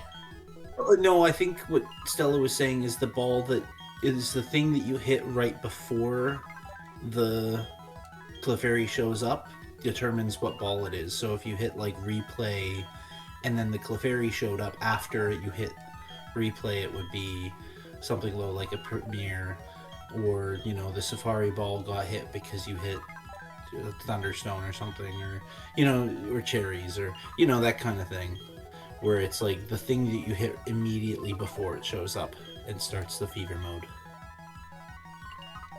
I simply do not know. Because balls also like appear on the other screen, like even when I don't get any matches. Yeah, it's confusing. Okay, bye-bye. What were we talking Bye-bye. about? Like just before that? Oh yeah, living inside a Pokeball. Yeah. Because yeah, I like to think that the Pokeball is very comfy. It's just some people like interpret it in like a really dark way. It's like, oh, you're cramming the Pokemon in there, and it probably feels really uncomfortable. I'm just like, no. I think the Pokemon enjoys it because there's a bed in there. there's still data at that point. There's still like digital data from the box. And, Per like Legends or Arceus, something. Pokemon have a natural ability to shrink down to like 1 inch in size, and that's And that's getting how they fit bonked in by the a tall Pokeball grass. is being bonked by a Pokeball Yeah. is what causes this to happen to them. This is like a thing like a cat picking up his little baby and it goes limp. It's like, oh, if you do that to them, then they will instantly do that no matter what. God. Well, and that's also the explanation of how like you could go into a patch of tall grass and find a 20-foot rock snake that you couldn't see before. Is that oh yeah, they have the inherent power to shrink into pocket size, and they just use that for the balls. It's like, yeah, that makes sense.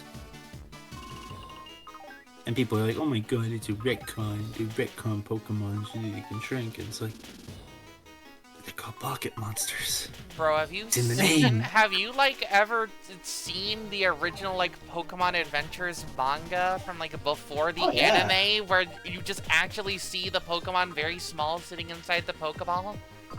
I The- do the love white- that. I love the Chikorita. The white part, people.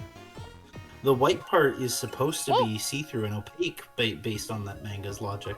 Yeah. Oh, another Which is supposed to shiny. be Yeah. My friend is shiny. Shout out to the fucked up Eevee. Yeah, the Shout out Eevee that the they weirdest funged up. the weirdest character in all of the Pokemon Adventures is the Eevee that's like, oh, it's an experiment from Team Rocket, so it just shapeshifts into the evolutions for whatever is needed, and it's in immense pain at all times from doing it, but it's gonna help Life out is Red. pain, Because She's fuck my Team, Eevee. Her name is Mistake. but fuck Team Rocket, so it's gonna help out, and then they do something really pretty with it, where it's like, yeah, it evolved via friendship, so it doesn't Aw. have to face that pain anymore as an Espeon. Gosh. And it's How like, lovely. yay! That's a good ending for that. wonderful. That's great. Shoutouts to the manga's Diglett. It's a fucking scrubbing bubble. Yeah, because like the pre-Pokemon Adventures, like super early manga, yeah, where Clefairy is the main character and everything is like based on the sprites from like Red and Green, before God. like they made any of the official art, which was the fucking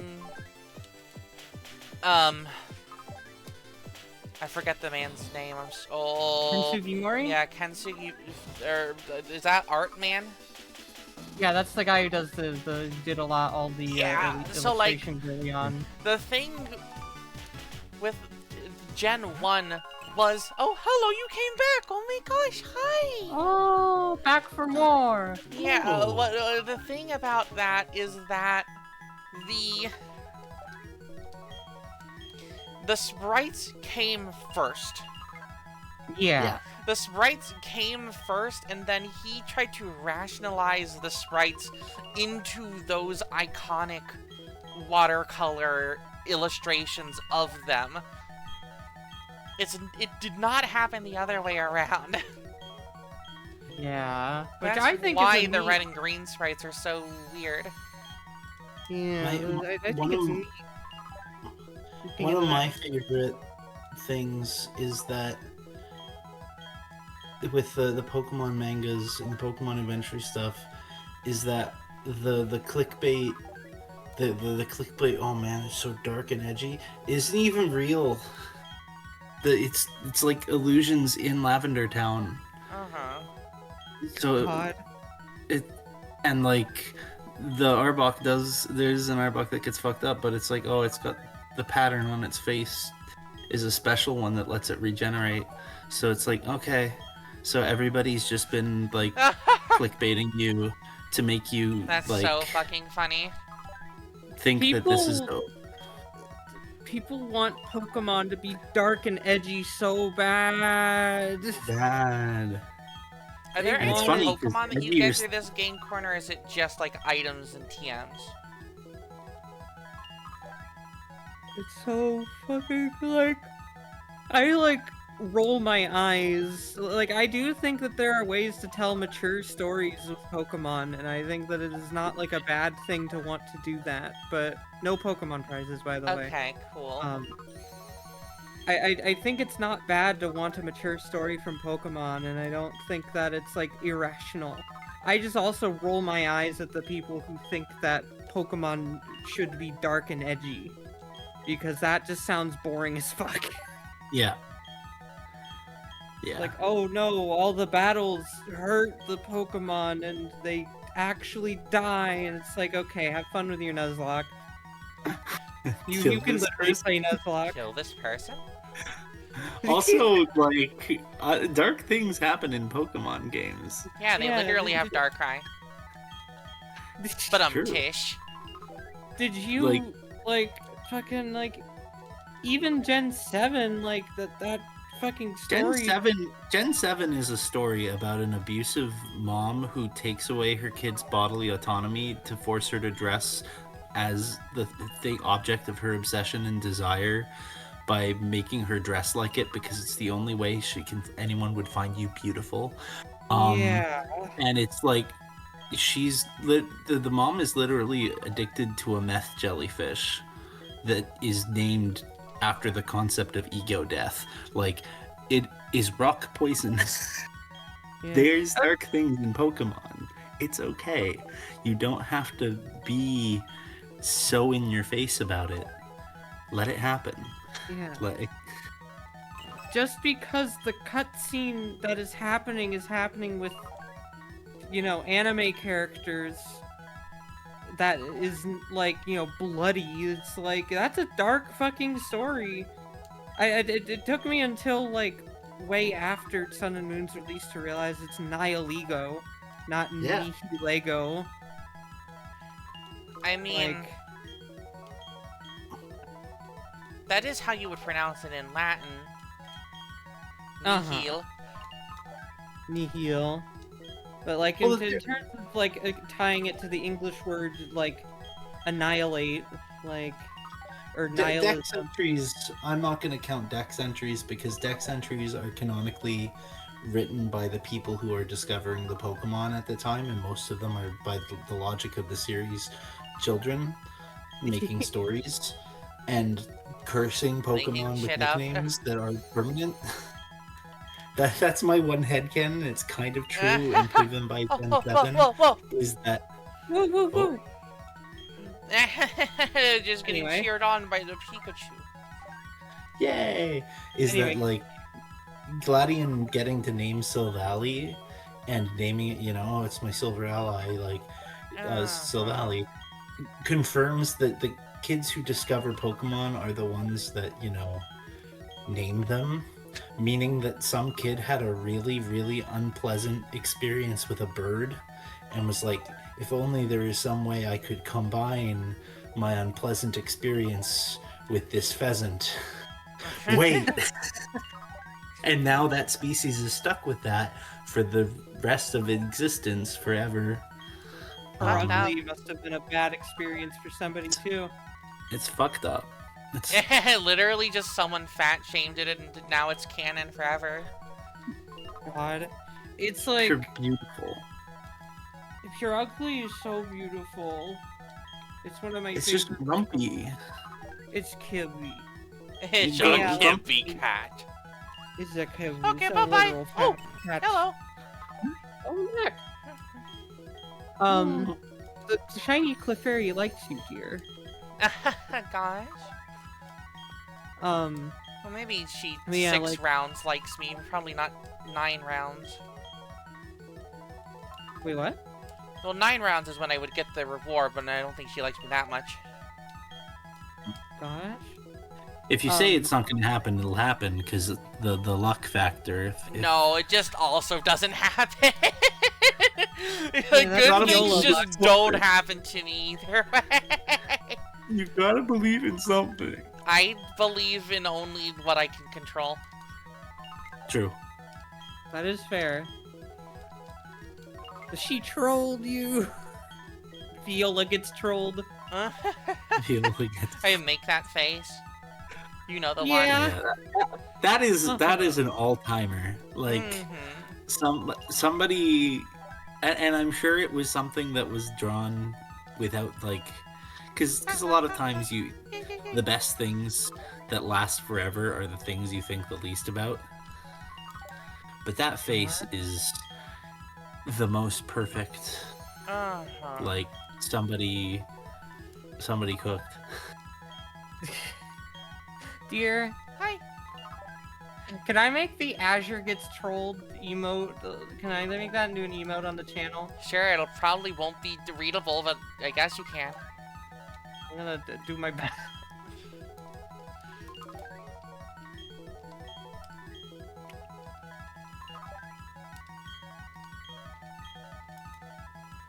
But yeah, my verdict is that I think that people who want really edgy stories in Pokemon generally have some of the more boring tastes. Yeah. I also have an extremely shallow idea of maturity. Yes. Yeah. And also refuse to accept that things are becoming more mature. It is actually growing up. God, fucking... Sorry, I just need to say I go to my dashboard to add an emote, and I can say, nice work! Silly was your most used emote in your chat in the last 30 days. And it's just the wolf silly Billy. Anyway, continue. I think you were saying No, that's something. pretty much. That was pretty much it. Is that Pokemon is actually getting more mature, and people are refusing to acknowledge that because People their are idea getting of less maturity mature? is not- Yeah. People's idea of more mature is Pal World, and that's immature. True. That's a 13-year-old's idea of being mature right there. Alright, time for my dreams to be broken once again.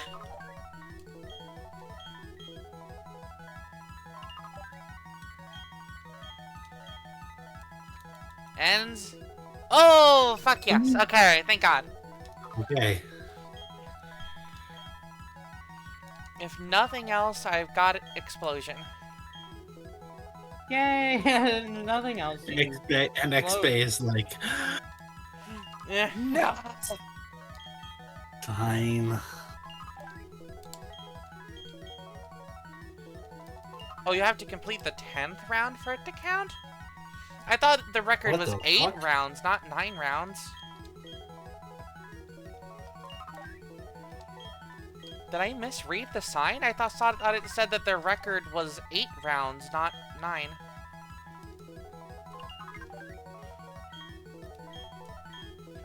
I don't know, maybe I'm being gaslit. Alright, let's see here. Whoops. I think I gotta refresh. Amazing. Yeah! Yeah. I think it reads well. Awesome. Yay! Friends forever. Well, and also kind of just like even outside of being the Tails Get Trolled face, it does kind of just look like a holy shit what? Yeah, Huh? no, that's the great thing for people to post in response to my incredible bad luck.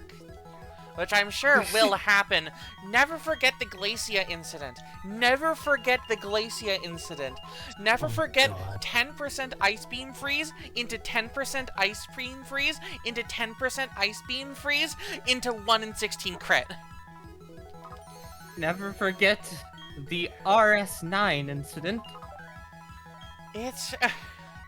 like... I saw like a short of the most unlucky like clip ever, and of course it was that like kind of boring guy that does the Pokemon Nuzlocke, and you know he is very boring, but he got hit by the most insane thing ever, which is a metronome spamming Pokemon got hit to like 1 off of a low roll Uh-huh. and metronomed into Flail and it crit. Awesome. Lord. And it wouldn't have killed if it didn't crit. Of course, of And course. it Good lord, was round 11. The Chance of Metronome. And it Oh, was like, okay. round 11. Oh, round Oh my 11. god. Oh, Oh my round 11. And it's like, okay, yeah, you know what? The guy was like, I can't even be mad about that. That one's content. Like, I'm sorry. Like, I lost my starter, but I don't give a shit. Like, This is the punishment that you I pay can for doing Nuzlocks. Yeah. Especially if you do like 10 billion Nuzlocks to the point that like it means nothing to you. You will Yeah, see something that you've never seen before, yeah. I was just about to bring up like the fact that Nuzlocke have morphed into something completely different that kind of defeats the point of a Nuzlocke. The whole point is that you're meant to get attached to the Pokemon so you feel like you really, really, really want to keep it alive. And now it's just like, okay, On hunt that- these Pokemon full rare candies to get to the level cap, and then play On perfectly, that and then note, have meat grinder. designated fodder. On that note, like, what's the fucking point of Ironmon, bro? Yeah, randomize the species, randomize the moveset, fucking might as well randomize their stats and type and fucking type effectiveness chart at that point. Just keep rolling the dice until the game lets you win. Who gives a fuck? It means nothing. Just roll. Just at that point, you might as well just have streams of yourself where you just roll a fucking d6 and you just keep going until you get 200 sixes in a row. I don't mind the rare candies and level caps thing, but only if the level caps aren't like an abusable part. Like, at a certain point, okay, you're just deleting this relevant fight from existence. Like, okay, cool. Oh, the level cap is the champion for your Elite Four battle? Okay, sweet. The first 4 fights don't fucking matter. What's the point? The point of it is to make a story with these Pokemon you get attached to. What story is it? No, the point is to clock into work. Yeah. Where it's just numbers, the Pokemon mean nothing. Alpharad... Oh my actually god. had an Alpharad had like an interesting video where he was doing his first playthrough of like Scarlet and Violet, where he was doing a Nuzlocke, and he was like getting into the statistics and getting, you know, all in on it, and thinking only objectively and thinking, oh, he's fodder, oh, this is gonna be, I gotta play perfectly, oh, I can't get attached. And then he lost at the champion fight. He completely whited out at the champion fight. And like the whole realization of the video is like, I didn't care enough about my team. I didn't actually like care enough throughout the whole game. And so he like restarted the game from the beginning, and instead of doing a Nuzlocke run, he did like a regular, or at the very least he did a Nuzlocke run kind of the way you're intended to, by actually caring about your Pokemon instead of... That's one of the most frustrating things about like the Nuzlocke sort of culture that's spanned up and replaced the original intent, is they'll play Gen 9 and be like, this is a bad generation. I went through 8 gyms and beat the champion and like nothing happened. It's like, yeah, that's 1/4 of the game. Good job. There's, you know, 3 other sections. And yet, they will insist upon Johto only being a complete Nuzlocke if you beat Red. Yeah. So, like, what the fuck? So, like, what the fuck? That fight at the end of Scarlet and Violet is way harder and more climactic than Red. Fuck you. Not saying that much of it, but, yeah. I'm, like, that super fun about... Stella saying I'm like super fun about numbers and how we construct our team. So it's like, it's always fun when a Pokemon's got a fun moment or surprises us. Our shiny Absol we hunted with a Pokeradar survived a close combat today. Natural 31 defense ID.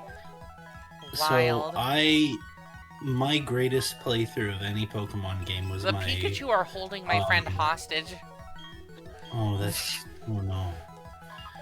The greatest playthrough I've ever had of a Pokemon game was my Omega Ruby and Alpha Sapphire playthrough, because I did mess with turning on and off the experience share to keep myself, below limits, just for the fun of it.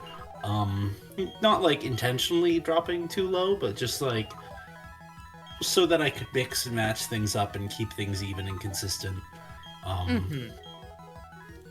Because that is the one benefit of being able to turn it off is that. But I had a team that was like, okay, some of my favorites of all time, Absol and Altaria.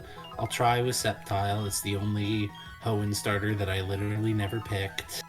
And I just had a team of like things I have used before, and then one absolute freak, which was Volbeat. And that Volbeat swept Steven while it was 10 levels under. Oh my lord. Oh my god! It swept Steven with the exception of like one Mon, but it got like 5 out of 6. Awesome. That's fucking awesome. Because it was just able to set up tail glows on the fucking Skarmory. Yeah, that's And I then think a good reason. Started charge beaming. That's a good reason why, like, when I play these games, it's like, yeah, I just want to like pick some like Blorbos and things that like look interesting. I want to use these playthroughs as an excuse to use Pokemon that I have never had on a team before. And I also caught a natty shiny Absol. Of course, in that playthrough. because everyone's got all the luck. It wasn't. I was doing Pokeradar stuff, but I wasn't chaining, so I didn't actually increase the ratio at any point. I was just looking for, and I got one. I was like, I got it on the very last ball before I ran out of ball. And on my party, it was almost swept because it got all its sword chances up. The very last one, I caught it, and I was like, this is insane. I have never seen a playthrough like this, and there is no evidence of it ever happening because I'm not like someone with a record button in my life. Yeah, but like as long as you've got the Pokemon on your save file.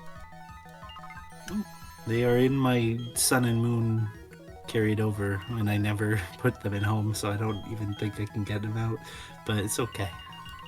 I like that you use these playthroughs as a way to try out new Pokemon, because we've got some very interesting makeups for our teams over the games. Yeah.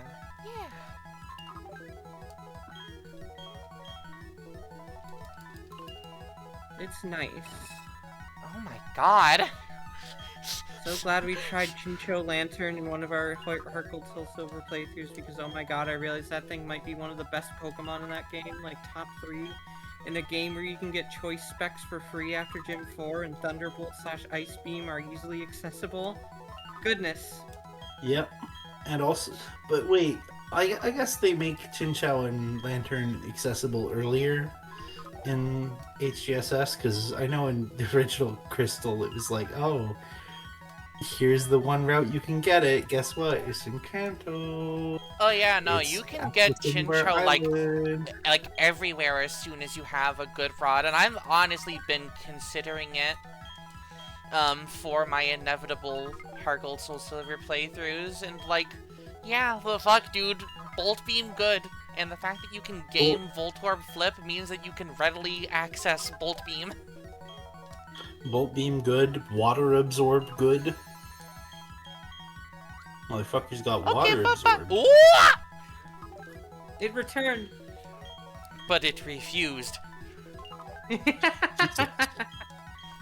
Oh, I'm never gonna get. I'm on fucking bonus round 19 right now, dude. I don't know what's happening. I think the rule of like statistical anomaly thing, where it's like it's not about being unlucky, it's about being whatever is the most unlikely, and that just happens to mostly be bad luck most of the time. You're glued to the seat, dear.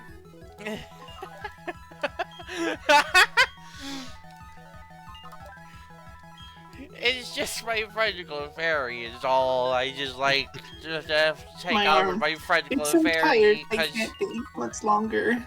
Help. Don't worry about it, okay? This poor creature. Oh my god. This poor creature came from the moon. Give it up for round Oh my 20. god. Okay, no, this is the screenshot. You had to take in the picture of the 20 for the Oh, thumbnail. fuck. God. Just like, holy shit. But who knows? That might not even. Fucking for all I know, this might not even be the last round. True.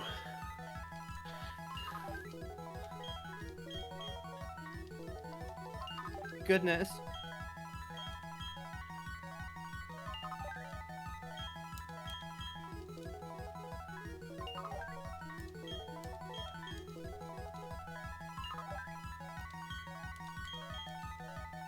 Gosh, yeah, I feel like I've generally been less creative with my teams, mostly because usually it's, well, Hey, I Clefairy, think I what's 19? What's 10 plus 9? You stupid. You fucking stupid. It's okay, dear. We'll get it in the VOD, okay? awesome. I think one of my most experimental teams that I've ever had for a game is my Soul Silver team from 2020. Typhlosion is my starter. Quagsire, Blossom, Beedrill, Shiny Beedrill, the first ever shiny that I ever found and caught. Jolteon, and then Lugia. Because I wanted to use Lugia. True. Kindness, Lugia. Just the kindness, Lugia. Well, actually, it was the Beedrill that was shiny. That's true. And then I caught a fucking shiny Graveler outside of Claire's. Oh god, Outside that's of scary. Blackthorn, sorry. That's scary. Yeah, my Omega Ruby team was Blaziken, Gardevoir, Ludicolo, Lopunny, Flygon, and Armaldo, which I realize is probably not very At this eccentric, point, except I'm for making the, Lopunny. like, AVGN shocked face every time that I, like, get another extension on this. The fear of losing that Graveler to self-destruct, oh my god. Oh yeah, it had self-destruct on its moveset, so... Yeah, that's what I meant when I was like, oh, that's scary.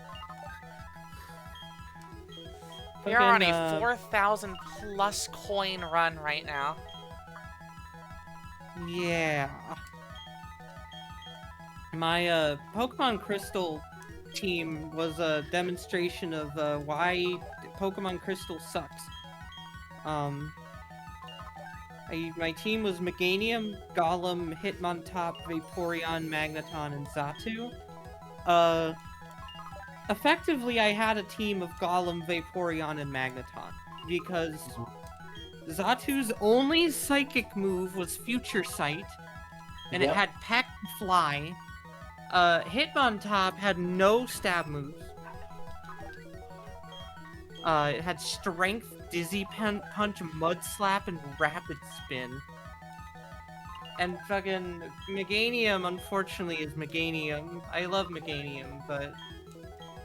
To be fair, flying moves haven't gotten much. That's the funny thing is when you think about it, like, they just refuse to give flying, like, real moves. God. Like, it's the most common type of all time, and obviously they made Hurricane, which is good, but, like, you want physical flying stab? Cool. You 90 want, like, accuracy. 90 accuracy, 80 base power move? Or however much air slash is, or... Like, flying is a type that is completely stagnant. Like, a bug is a type that's been, like, buffed. Like, psychic is a type that has been, like, consistently nerfed across generations. There's Brave Bird, but that usually requires things being a bird, so the things that are, like, flying but are not bird are kind of... Like, I remember Gyarados for 2 entire generations to get Flying Stab to be powerful had to run the Flying Z move with Bounce to skip the fact that it was Bounce, and then just had to you had to spend Dynamax on Gyarados to give it Max Airstream. To just be like, yep, that's the Flying Stab. I have to use an entire once per game resource to get it, and it is worth it. Lord. But, it was dominant competitively because of it, but it's like, nope, just can't have real flying moves.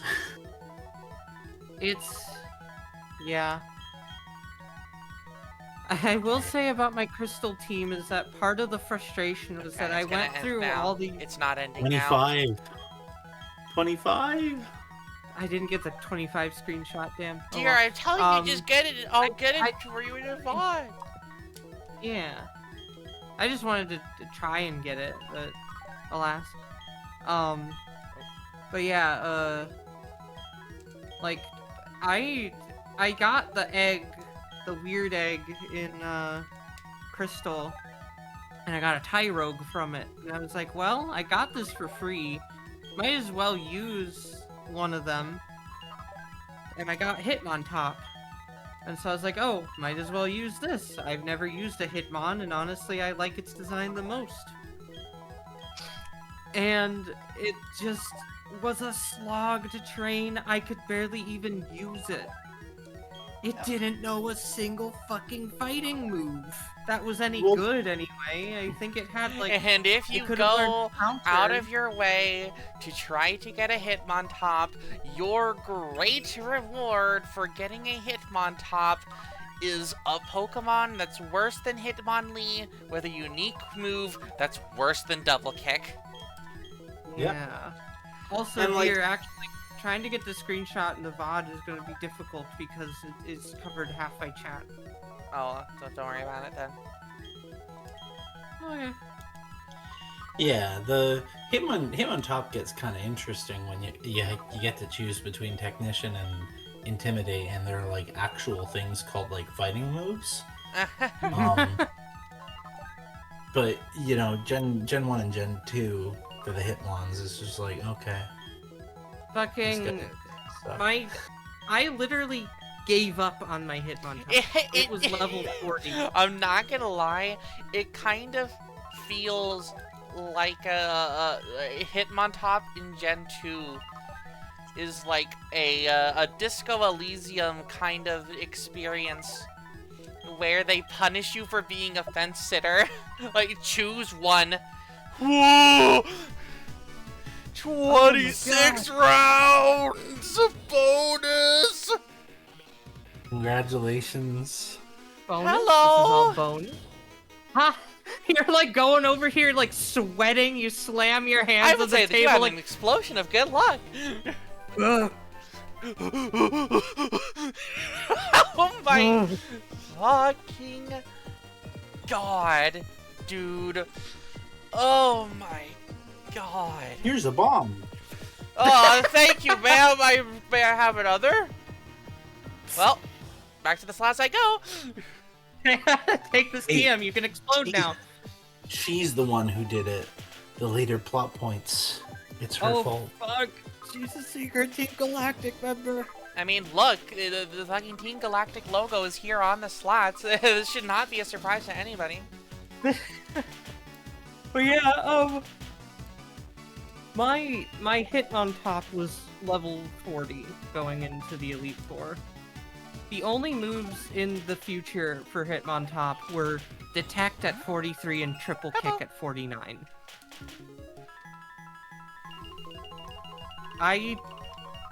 There were, like, no fucking, like, good, like, TMs to use for it. There's just nothing. There was no value to Hitmontop. I literally just, like, played the game... Because, like, most of its moves were normal type, and then it had Mud Slap for ground type, so it can't even deal any level of super effective damage unless it's, like, the types that ground are weak to. Ground is like electric, and even then, because it's not stab, and because its stats suck and crystal sucks, fucking it doesn't. I don't know if fucking Hitmontop ever cleanly took out any Pokemon. And Mudslap is base 20 power. Yeah, and I had that on the final move set. It's fucking I hate Crystal. I'm so sad that Johto is like this. Why are you like this? I want to like the Johto game so much. The Johto games hate to be played. They don't like the player. My hot take is that the reason everyone's like, they should do Legends Johto is because then Johto will actually have a game with an actual story that might be, like, have design. Might, yeah, justify the incredible region design. The fucking region of Johto is fucking incredible. It has some of my favorite locations in Pokemon. Like Goldenrod, Olivine, fucking, like... It has some of my favorite, Akritique, fucking favorite locations, and like, it's a slog. It's a fucking slog. It's a sloth. It's a sloth. It's so frustrating that I want so badly to like Johto. I like it as a region, but I hate playing it. And it hates women. Yeah. And Johto hates these women. Emotional, irrational gym leaders won't give you your badge until you do something.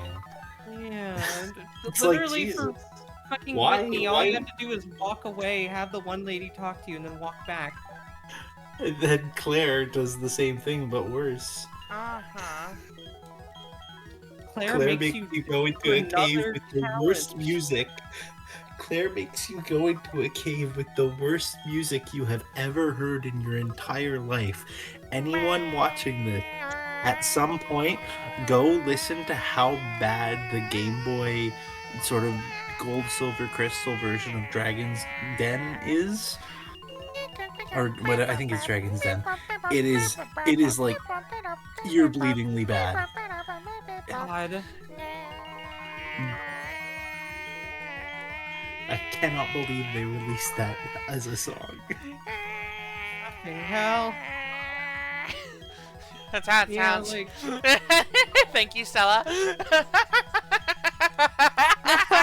Okay, Viola, that cover goes hard.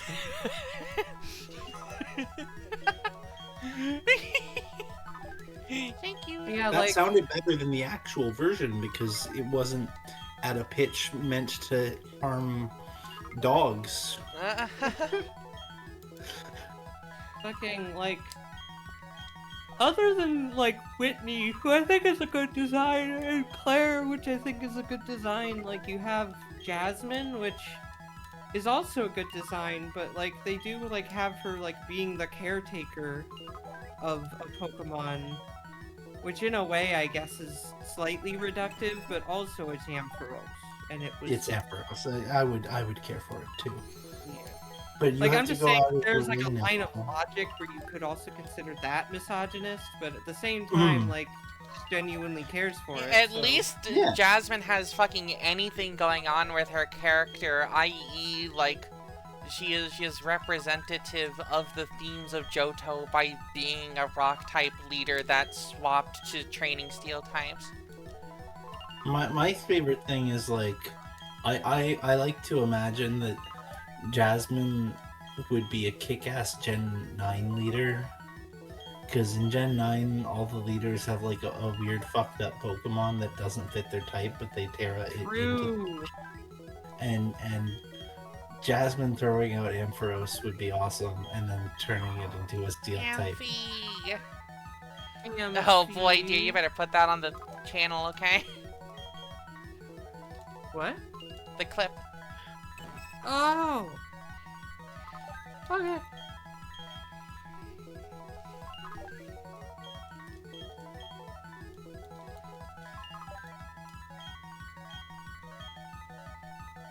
Hey, new hit single.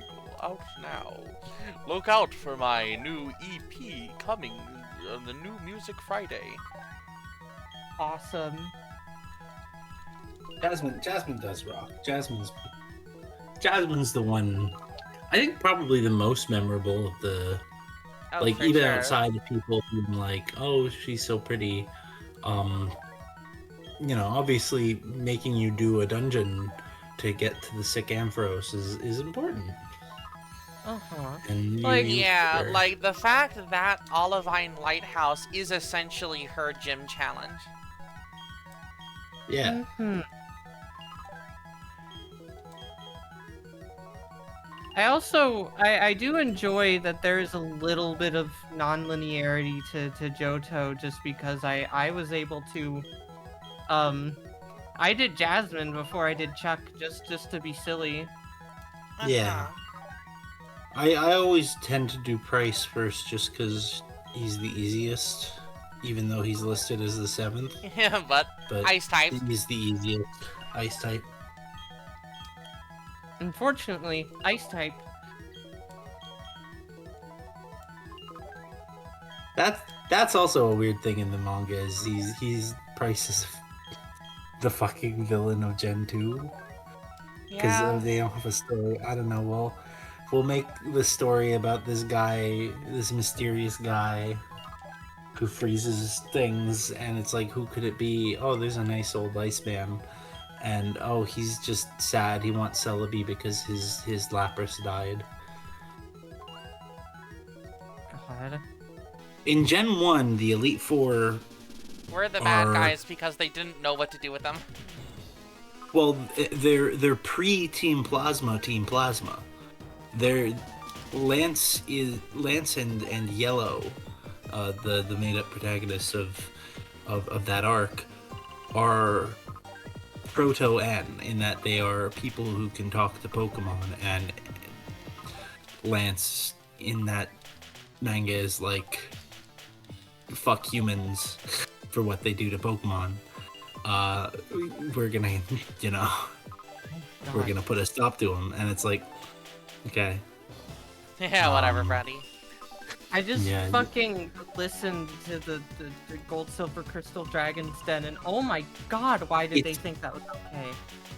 It's so bad. It's so much worse than people go, oh, Lavender Town has that shrill, like, note at the, at the top, the highest register that hurts people and makes them want to blah, blah, blah. And it's like, no, Dragon's Den and Gold, Silver, Crystal is the worst song that has ever been in a Pokemon. I don't know music terms, but, like... Did you know that Lavender Town music makes people in Japan neatly remove the organs from their body and then, like, write the postal code onto a box and ship it to Game Freak? Did you know that Lavender Town is actually not actually lavender? Number 15, Lavender Town foot lettuce. Number 15. Nummer 15, Burger King Fußsalat. But yeah, did you the know fucking... that Blue's Raticate is dyed? The fucking music in that is genuinely discordant. I don't know the music terms for it, but, like, it is genuinely, like, not proper notes put together. No, it's crazy bus-ass tunes. It's very much like, have you that one MIDI? It's like the basement not Silent Hill, Resident Evil remake. It's like the opposite end of it. If it was like way too high and accidentally got the wrong things. God.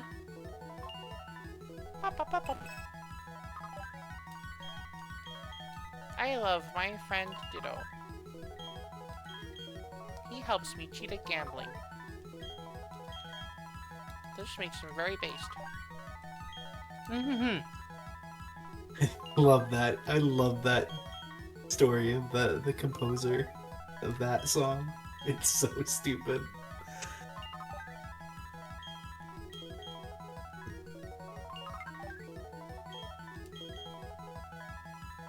What if we with the Resident Evil DualShock composer like what was your like plan. Like, okay, I just want to know like what the process was. Like, okay, so there's this person pretending to be deaf, so I guess they're like signing to another person in the room, like, make the song sound like it's being played by a meatball sub.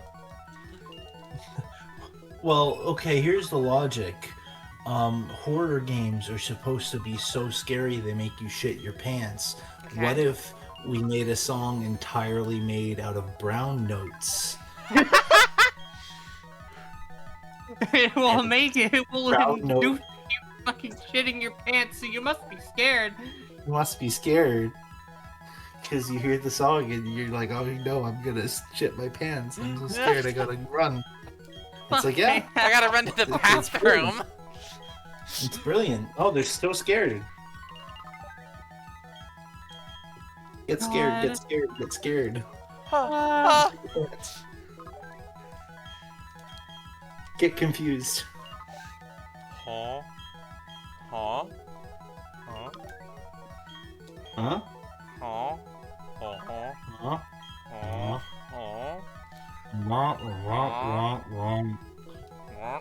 Huh? Oh, that's, you know what? We're adults now. That is how we talk. Oh fuck! My words. We became the Charlie Brown adults the whole time. Uh-huh. My words. Oh! Hello! My friend Oh. Shiny Clefairy. Back again? Welcome back. Back from the dead? Oh, get ready for another 20 rounds. 3 more years! 3 more years! I think I'm out, and then she pulls me back in. You make me want to say, holy sugar! Meanwhile, Maylene is just like, I You suppose know, there was like a just trainer. want to spin when we're I've been kicking alone. this bag for a long time. I'm pointless without you, sugar. I Poor don't Maylene. know how to Pikachu you until I don't. Gosh.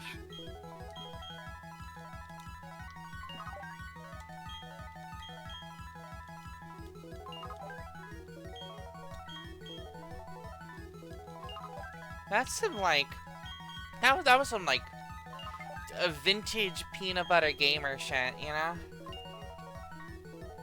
Of like putting on your silly voice and singing a stupid song parody as a part of your video. Yeah, Yeah. it's true. Now he just reviews microwave food. No, that's That's Brutal Brutal Moose, not Peanut Butter Gamer. No, PPG, that's what he's doing now. He just released a video reviewing like GameCube accessories.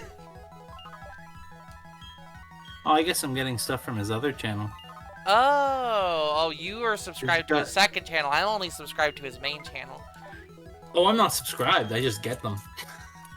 Huh. You get it mailed. It is like fun to me that Peanut Butter Gamer is still going.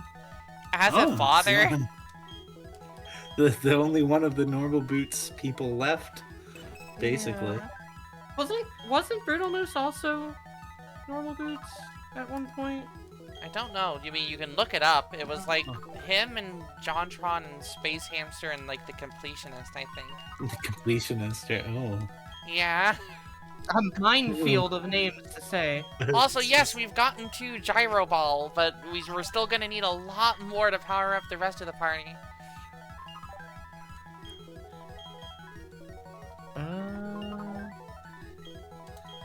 Well, I'm not getting it yet, but I do. This trivia post on YouTube.fandom.com says that his favorite video game is Riven. It's crazy.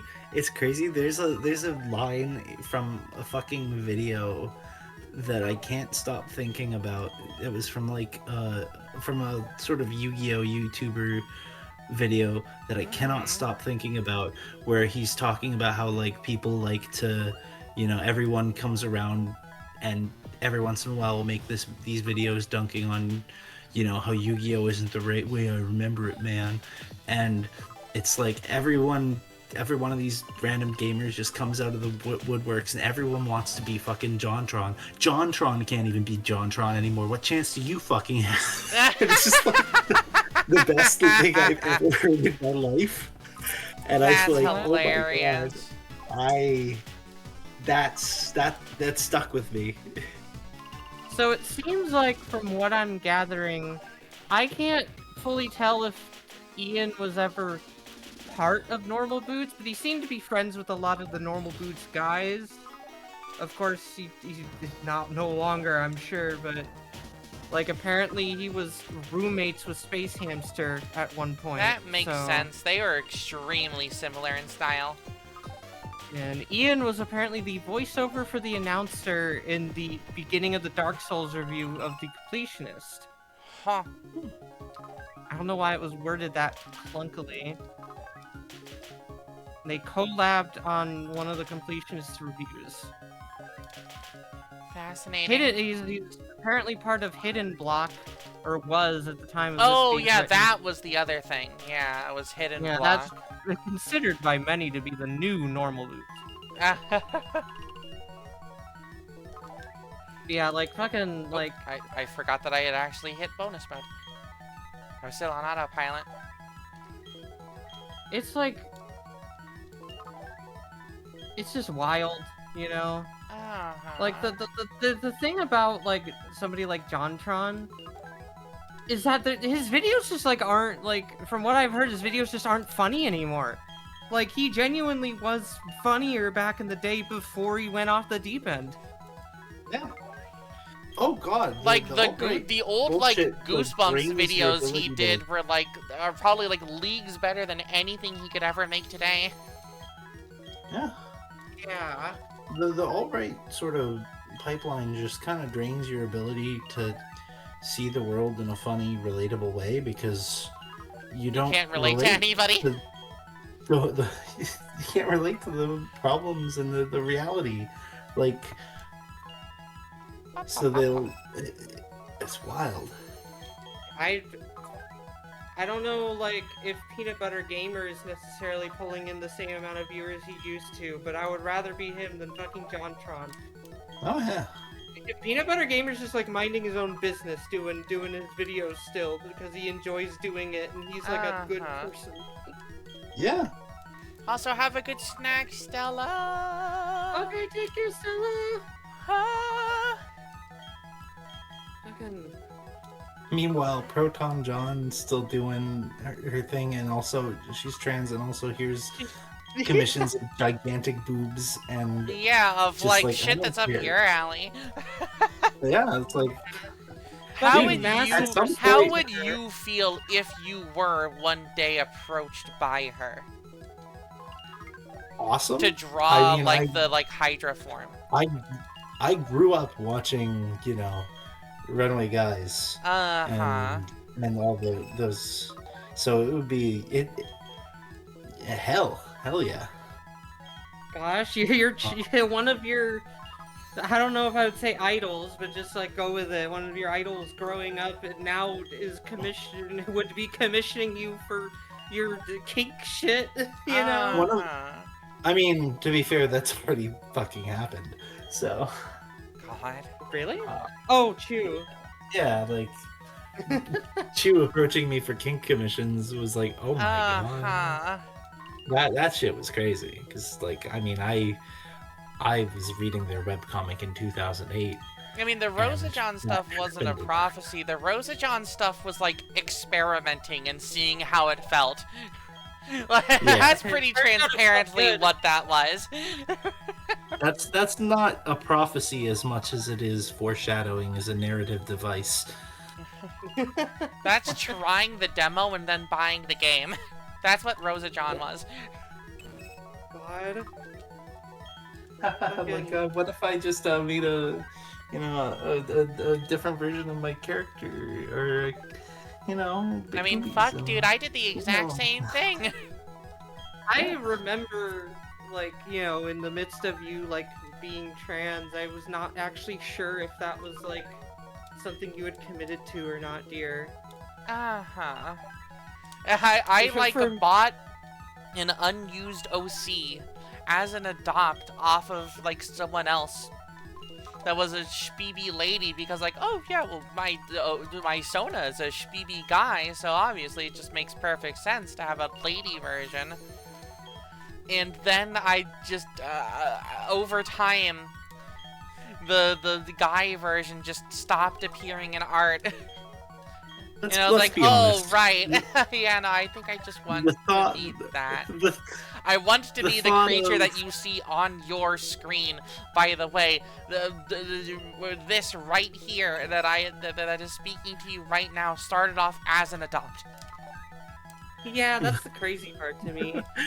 the thought of, you know, I should have a female version just to balance things out is a thought that has never been had by a single person who turned out straight ever.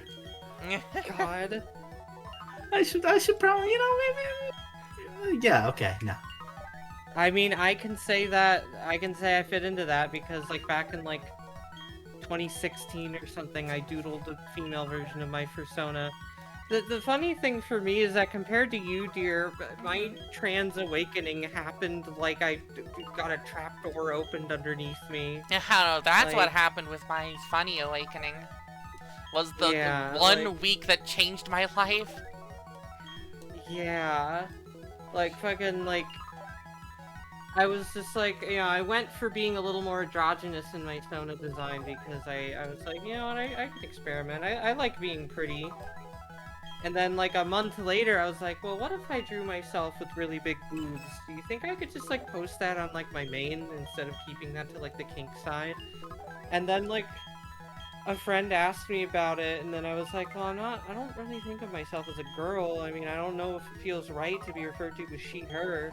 And they're like, you can just be, like, a he, him girl. I was like, well, really? Oh, well. And then I became that, and then 2 weeks later, I was a she, her girl. I realized actually being referred to as a woman and with feminine terms and stuff, like, felt really good, and I was just like, okay. Like, just instantly, like, indulging in this. She was a he him girl. She said, I don't know how to finish that. She said, hee-haw, donkey.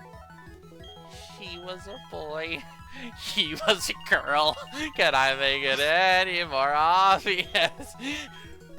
Yes, actually, you could stand to make that quite a bit more obvious. I'm a non-binary, asexual, confused motherfucker who is both a skater and a figure skater growing up in an area that is dominated by Avril Lavigne's music because we were like 45 minutes away from it. Gosh. What does that fucking mean?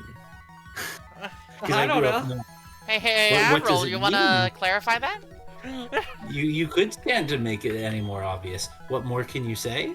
You can say a lot more. You haven't said anything. He was a boy, she was a girl? Is that all? What does that mean? I'm so God. confused. This means nothing to me. I like forgot what we were talking about that got us to this conversation. Doesn't matter. Yeah, true. Proton John's Oh yeah, Proton John. Yeah. naturals. Yeah. I do find it nice though that like people who have that like level of longevity with their identity online still find the time to be able to experiment and change because you know Proton John's have been on for a long time, so her going through that change is like that's a big change to an identity that's been established for years, you know, so that was part of why I like kind of was a little apprehensive about even considering myself trans is because it's like, oh, this is gonna invalidate so much art and this is gonna like I'm gonna have to like change. But then I realized I can just keep calling myself Wingu, and then like over a year later in 2023, I found the name Meadow, Mebble. and Which Meadow. which It feels you so already good to be used. called Meadow. Which you already used. I did already use Meadow for an OC, so if I ever use that OC again, I'm gonna have to like think of a new name for her. But Yeah. Meadows. Every once in a while, I get a commit. Like, you know how you get faved, pick fave, and you get sort of reminded that it exists. And I go like, oh yeah, I did work on a commission with Meadow and her son. Wait, Meadow, no, that's way older. Wait, no, that's a different Meadow character. Wait, that's a different Meadow Meadow character Lockyer. named Meadow. the That's the the Jakai. IOC. It's really funny. And the fairy and the Jafari Chartreau, who Yeah. is also very. They are also very gender. Meadow. Mito. Thoughts? That's me. Yeah. No, Meadow is not mid. I will not accept that. Mid. Meadow is everything. Go. Mid. Wait, no, that's the Wingle. Fuck! Wingle! That's me! Wingle on. Wait, I'm sorry. April Fool's just passed. April Fool's It's just me passed. all the way down! Oh, I'm the my turtle God. holding the world! So like, Wait. so I got another 10-round bonus streak. Does that mean I get another explosion TM? I don't know. I was just gonna say. I know April Fool's just passed, but Wingle.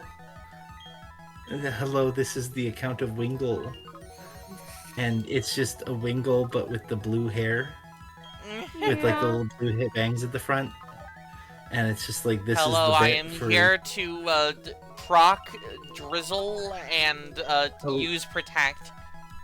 Hello, this is Wingle on Twitch. I am here to use Supersonic. Yeah, right. Water tower. Proc, drizzle, use supersonic, use protect, profit. God. I don't think Wingull has drizzle. I think it has something else. I'm just until- talking about the Pelipper line. That's what it's famous for. That's true. That's true. It's famous in my or infamous in my heart for being the more favorite child over Swanna, because I think Swanna is so pretty, but it's just Wingle with it's just Pelipper without any of the tools that Pelipper has. Yeah, why didn't they should have given Swanna something. Scientists Other have than- finally found the smallest subatomic particle. Shockingly, early reports say it resembles a brown rabbit with blue highlights and glowing eyes. I'm taking notes. Wow. Like, Swanna should get something other than big naturals. That's Ducklet's transition goals. True. I was gonna say something.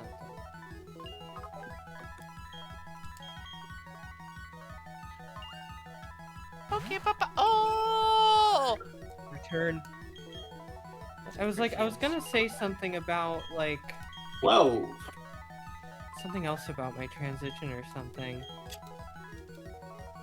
Oh, wait, no, it wasn't about my transition. It was about my Jakai OC Meadow, because Viola has pointed this out to me.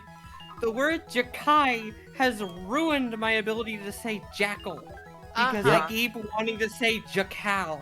Uh-huh. Yeah. That'll happen. I have said jackal so many times because I never heard it, and then when I heard it's jackal, I was like, oh fuck. And Viola does give me a little tease every time because I always stutter saying jackal. Jack off. Jack off. Jack on. The jacker. The Jacker. It's Jack Box. Jackbox game. I want to play Jackbox again sometime. What if we... In theory, we could stream it. In theory, we could stream Jackbox. Yeah, because it does have audience mode specifically for when you're like playing on Twitch and stuff. Like, watching the RTVS crew play Jackbox. We should like the audience. Yeah, I wish Sorry. that. Sorry, I just want to quickly note. I wish that I could get our artist friends together so that we could play Gardic Phone together. Gardic True, Phone. I would so love much to do fun. Gardic I would Phone love as to do well. Gardic Phone. Gosh. Gardic Phone looks like so much fun. But who was Gardic Phone? But whose phone? But yeah, watching the RTVS crew play Jackbox and playing things like Job and Speaking of Quiplash. Jack, it was Jackpot. Playing like Job and Quiplash, they have so many viewers on the stream that the audience votes completely wash out the votes between each other to the point where they stopped playing with audience votes. Lord. Because they care more about making each other laugh than impressing the audience. With the audience, you just make the same tired fucking Half-Life jokes over and over again, and they'll vote for that every time. They play the cum card constantly with the audience votes. It's literally what happens. Is you're gonna have to stop encouraging that behavior, chat, or else we're not gonna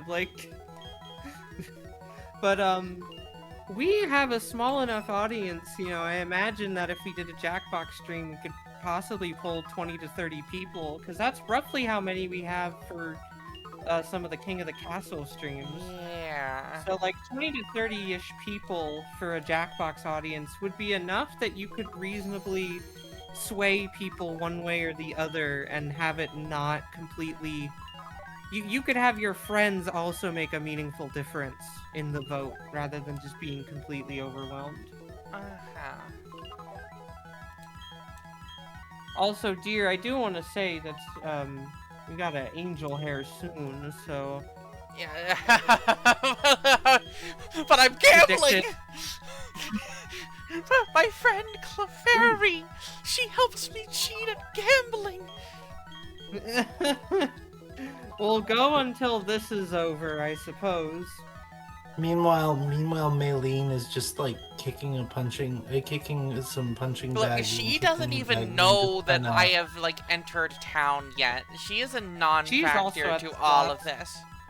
The cool trainer guards at the gate alerted. I think that's the story. That's what that's they the do. narrative that you just created. I understood. That's wait, not cool trainers. That's Gen 1 ace trainers. How did I forget they were asexual? What the fuck? They're you! I'd forgotten about asexuality. Asexual trainer. But yeah, fucking Gardic Phone I think would be fun. I think Gardic Phone would be fun not only for the game of telephone that is the basic, but also for the knockoff mode where you'd have to memorize the thing and then draw it, and you get less time each round. So you get a progressively degrading image across all the rounds. There's also the option of funny. There's also the option of getting nice funny. Yeah, but it's just the thing that the drawing tools are so basic that you could not produce anything substantially funny. You can draw. It would. I mean, that's the thing, is that my drawing tablet does not work well with Gardic Phone, so I'm just stuck on mouse. Yeah.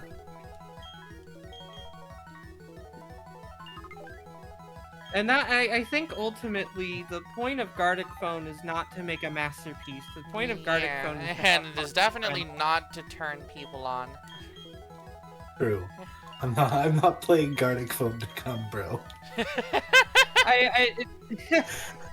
It does like make me think though, like I gotta like think up what would be a really funny phrase to put in to make somebody draw, because I know somebody would have to draw it.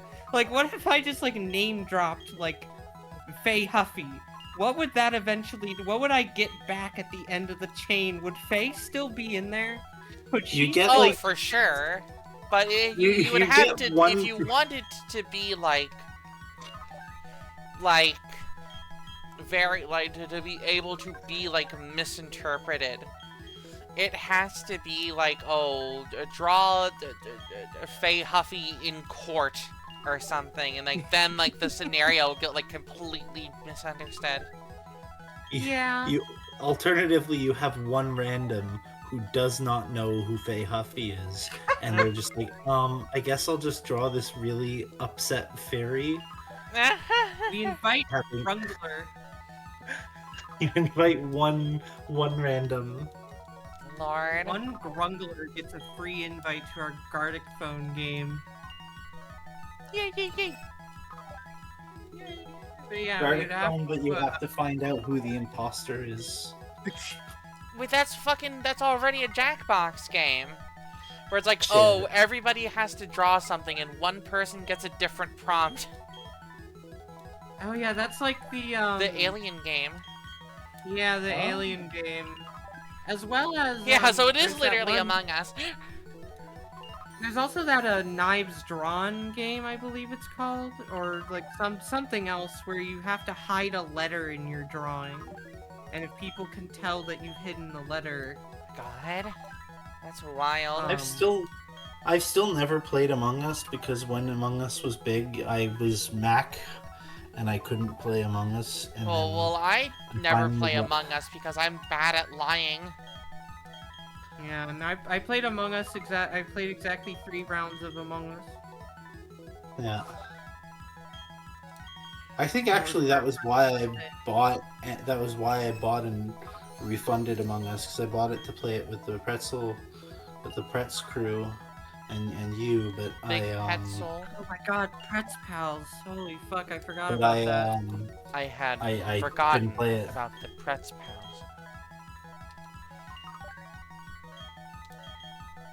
Gosh.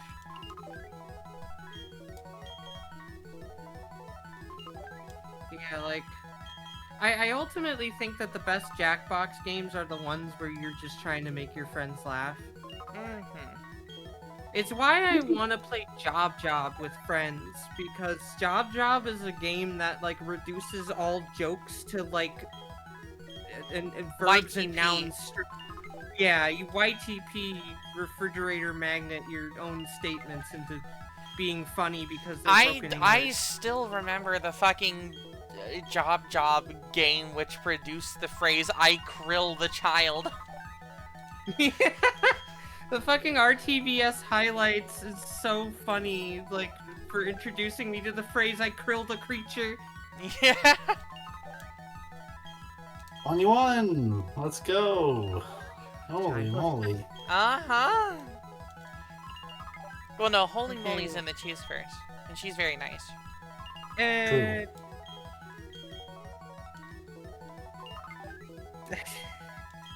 Also, Trish is like a random name in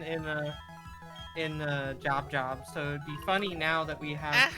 Now that we do have Trisha Scott. Yeah.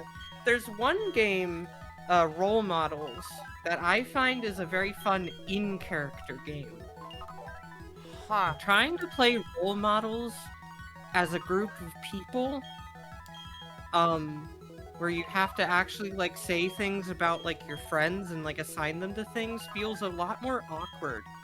But the main times I've done Role Models has been specifically with a group that I was doing, like, tabletop with, and we were all answering it as our characters, and it was a lot easier to assign archetypes to characters. Saving a lot of fucking coins. Do not turn off the power. Like, Holy moly. if we could play role models specifically as, like the Encore's Faded, that would be interesting. Also, Who this do is I the play? most stacked. Kiyate? This is don't the know. most stacked save file I've ever seen. 2 badges, 70 Pokemon, 26 hours. It's like, holy shit, you're popping off. Yeah, Yeah. I just have fun with like growing the berries and doing stuff between the sessions. I like taking my time. I like catching every Pokemon I can. It's awesome. And I like doing this Genuinely, too. like, it was cool to see. Yeah. Yeah. There may be sometime in the future where we might play a Jackbox stream, and we'll see who we can get. I think, you know, on the topic of just trying to make your friends laugh, fucking talking points. Oh, true! I have never actually done a proper game of Talking Points, because the only person I played that with was, the only group I played that with, somebody's deaf, and so he had to do it all through text. But I've only watched people do, like, a verbal presentation, and I feel like with my level of improving bits, I feel like I might be okay at that. It's pretty funny when you have to tie together images. Uh-huh. Holds up to 50k. Interesting. Well, I have 19k. Good lord, I'm nearly halfway there. Holy Wow, shit. Well, might as well get Gyro Ball while I'm here. That was a lot of gambling. I love words like walk-off, grand slam, home run, hell yeah, baseball. Oh my god, that's a baseball. Oh, that's a baseball. Alrighty. Wide lens is Well- like pretty good. If you I like how they some- have metronome there just to trick you before the TMs. Like, yeah, the metronome. yes, not to be confused with Yeah. the metrosexual gnome. Oh, right. Let me just look up the rewards here. 29 is always psychic, and then 13, 24, 35 is I know, ice beam. I'm just looking at it. So yeah, Yeah, Gyro Ball is 74. There you go. Your Hello. choice is the Euro ball. And there you have it. Easy Woo! as that. I could get Swords Dance. Don't know what I would put Swords Dance on. I guess Jake Bobo? Jake Bobo could benefit from Swords Dance. I don't even know if Jake Bobo can learn Swords Dance. Let's check. Sarah Bean, Diamond Pearl Dice, Fire. Monferno. Yes, can learn Swords Dance. Okay. So, fuck it. I mean, I got the extra dodge. Might as well. Well, I'm never gonna get to make the joke that I wanted to make all Oh, no. stream because I don't know if I'm gonna be back again. Oh, So you're I'm welcome going to to come back literally whenever you want. Ooh. Okay, so do I save it? That's up to you. You are a Well, friend of the you can channel, make- and you are always welcome to hang out with us. I just want to be here. You know, I just there was a joke that I wanted to make, and I don't know if I'll get the chance to make Flip a it. coin. But maybe I can be here when Scary Boobs evolves into Miss Memories. Thank you. Have a good night. Happy Good birthday. night, everyone. 75. Okay. I've had that joke in my head since before the stream started, because Hell I yes. didn't know if I missed last week, so I didn't know if she had evolved yet, and I was like waiting to make the joke. God. Delayed rim shot. Alright, well, I'm gonna keep grinding this shit out off screen so that hopefully I can have all of the TMs that I want by the time yeah. I have, by the time of next stream. So I hope y'all had a nice, fun time slopcasting with us all through the night. That was certainly an interesting one. Thank you all for having me. It was very nice being on your shoulders. You are always welcome to be a part of these streams because you are a friend, okay? Okay. Yeah. I am very happy. I do so hope that y'all who enjoyed do come back around on Monday where we will be continuing with the very scary at points Act 4 of Fire Emblem Echoes. And that also anyone who, you know, hangs out on Saturdays might be willing to have my next Saturday stream where we just may have our good friend here back for actually interacting with the things that you can do in Veilstone City that's not a slot machine. If you can believe it, this isn't the only thing in town. You mean I might be able to thirst over that one Machoke sprite?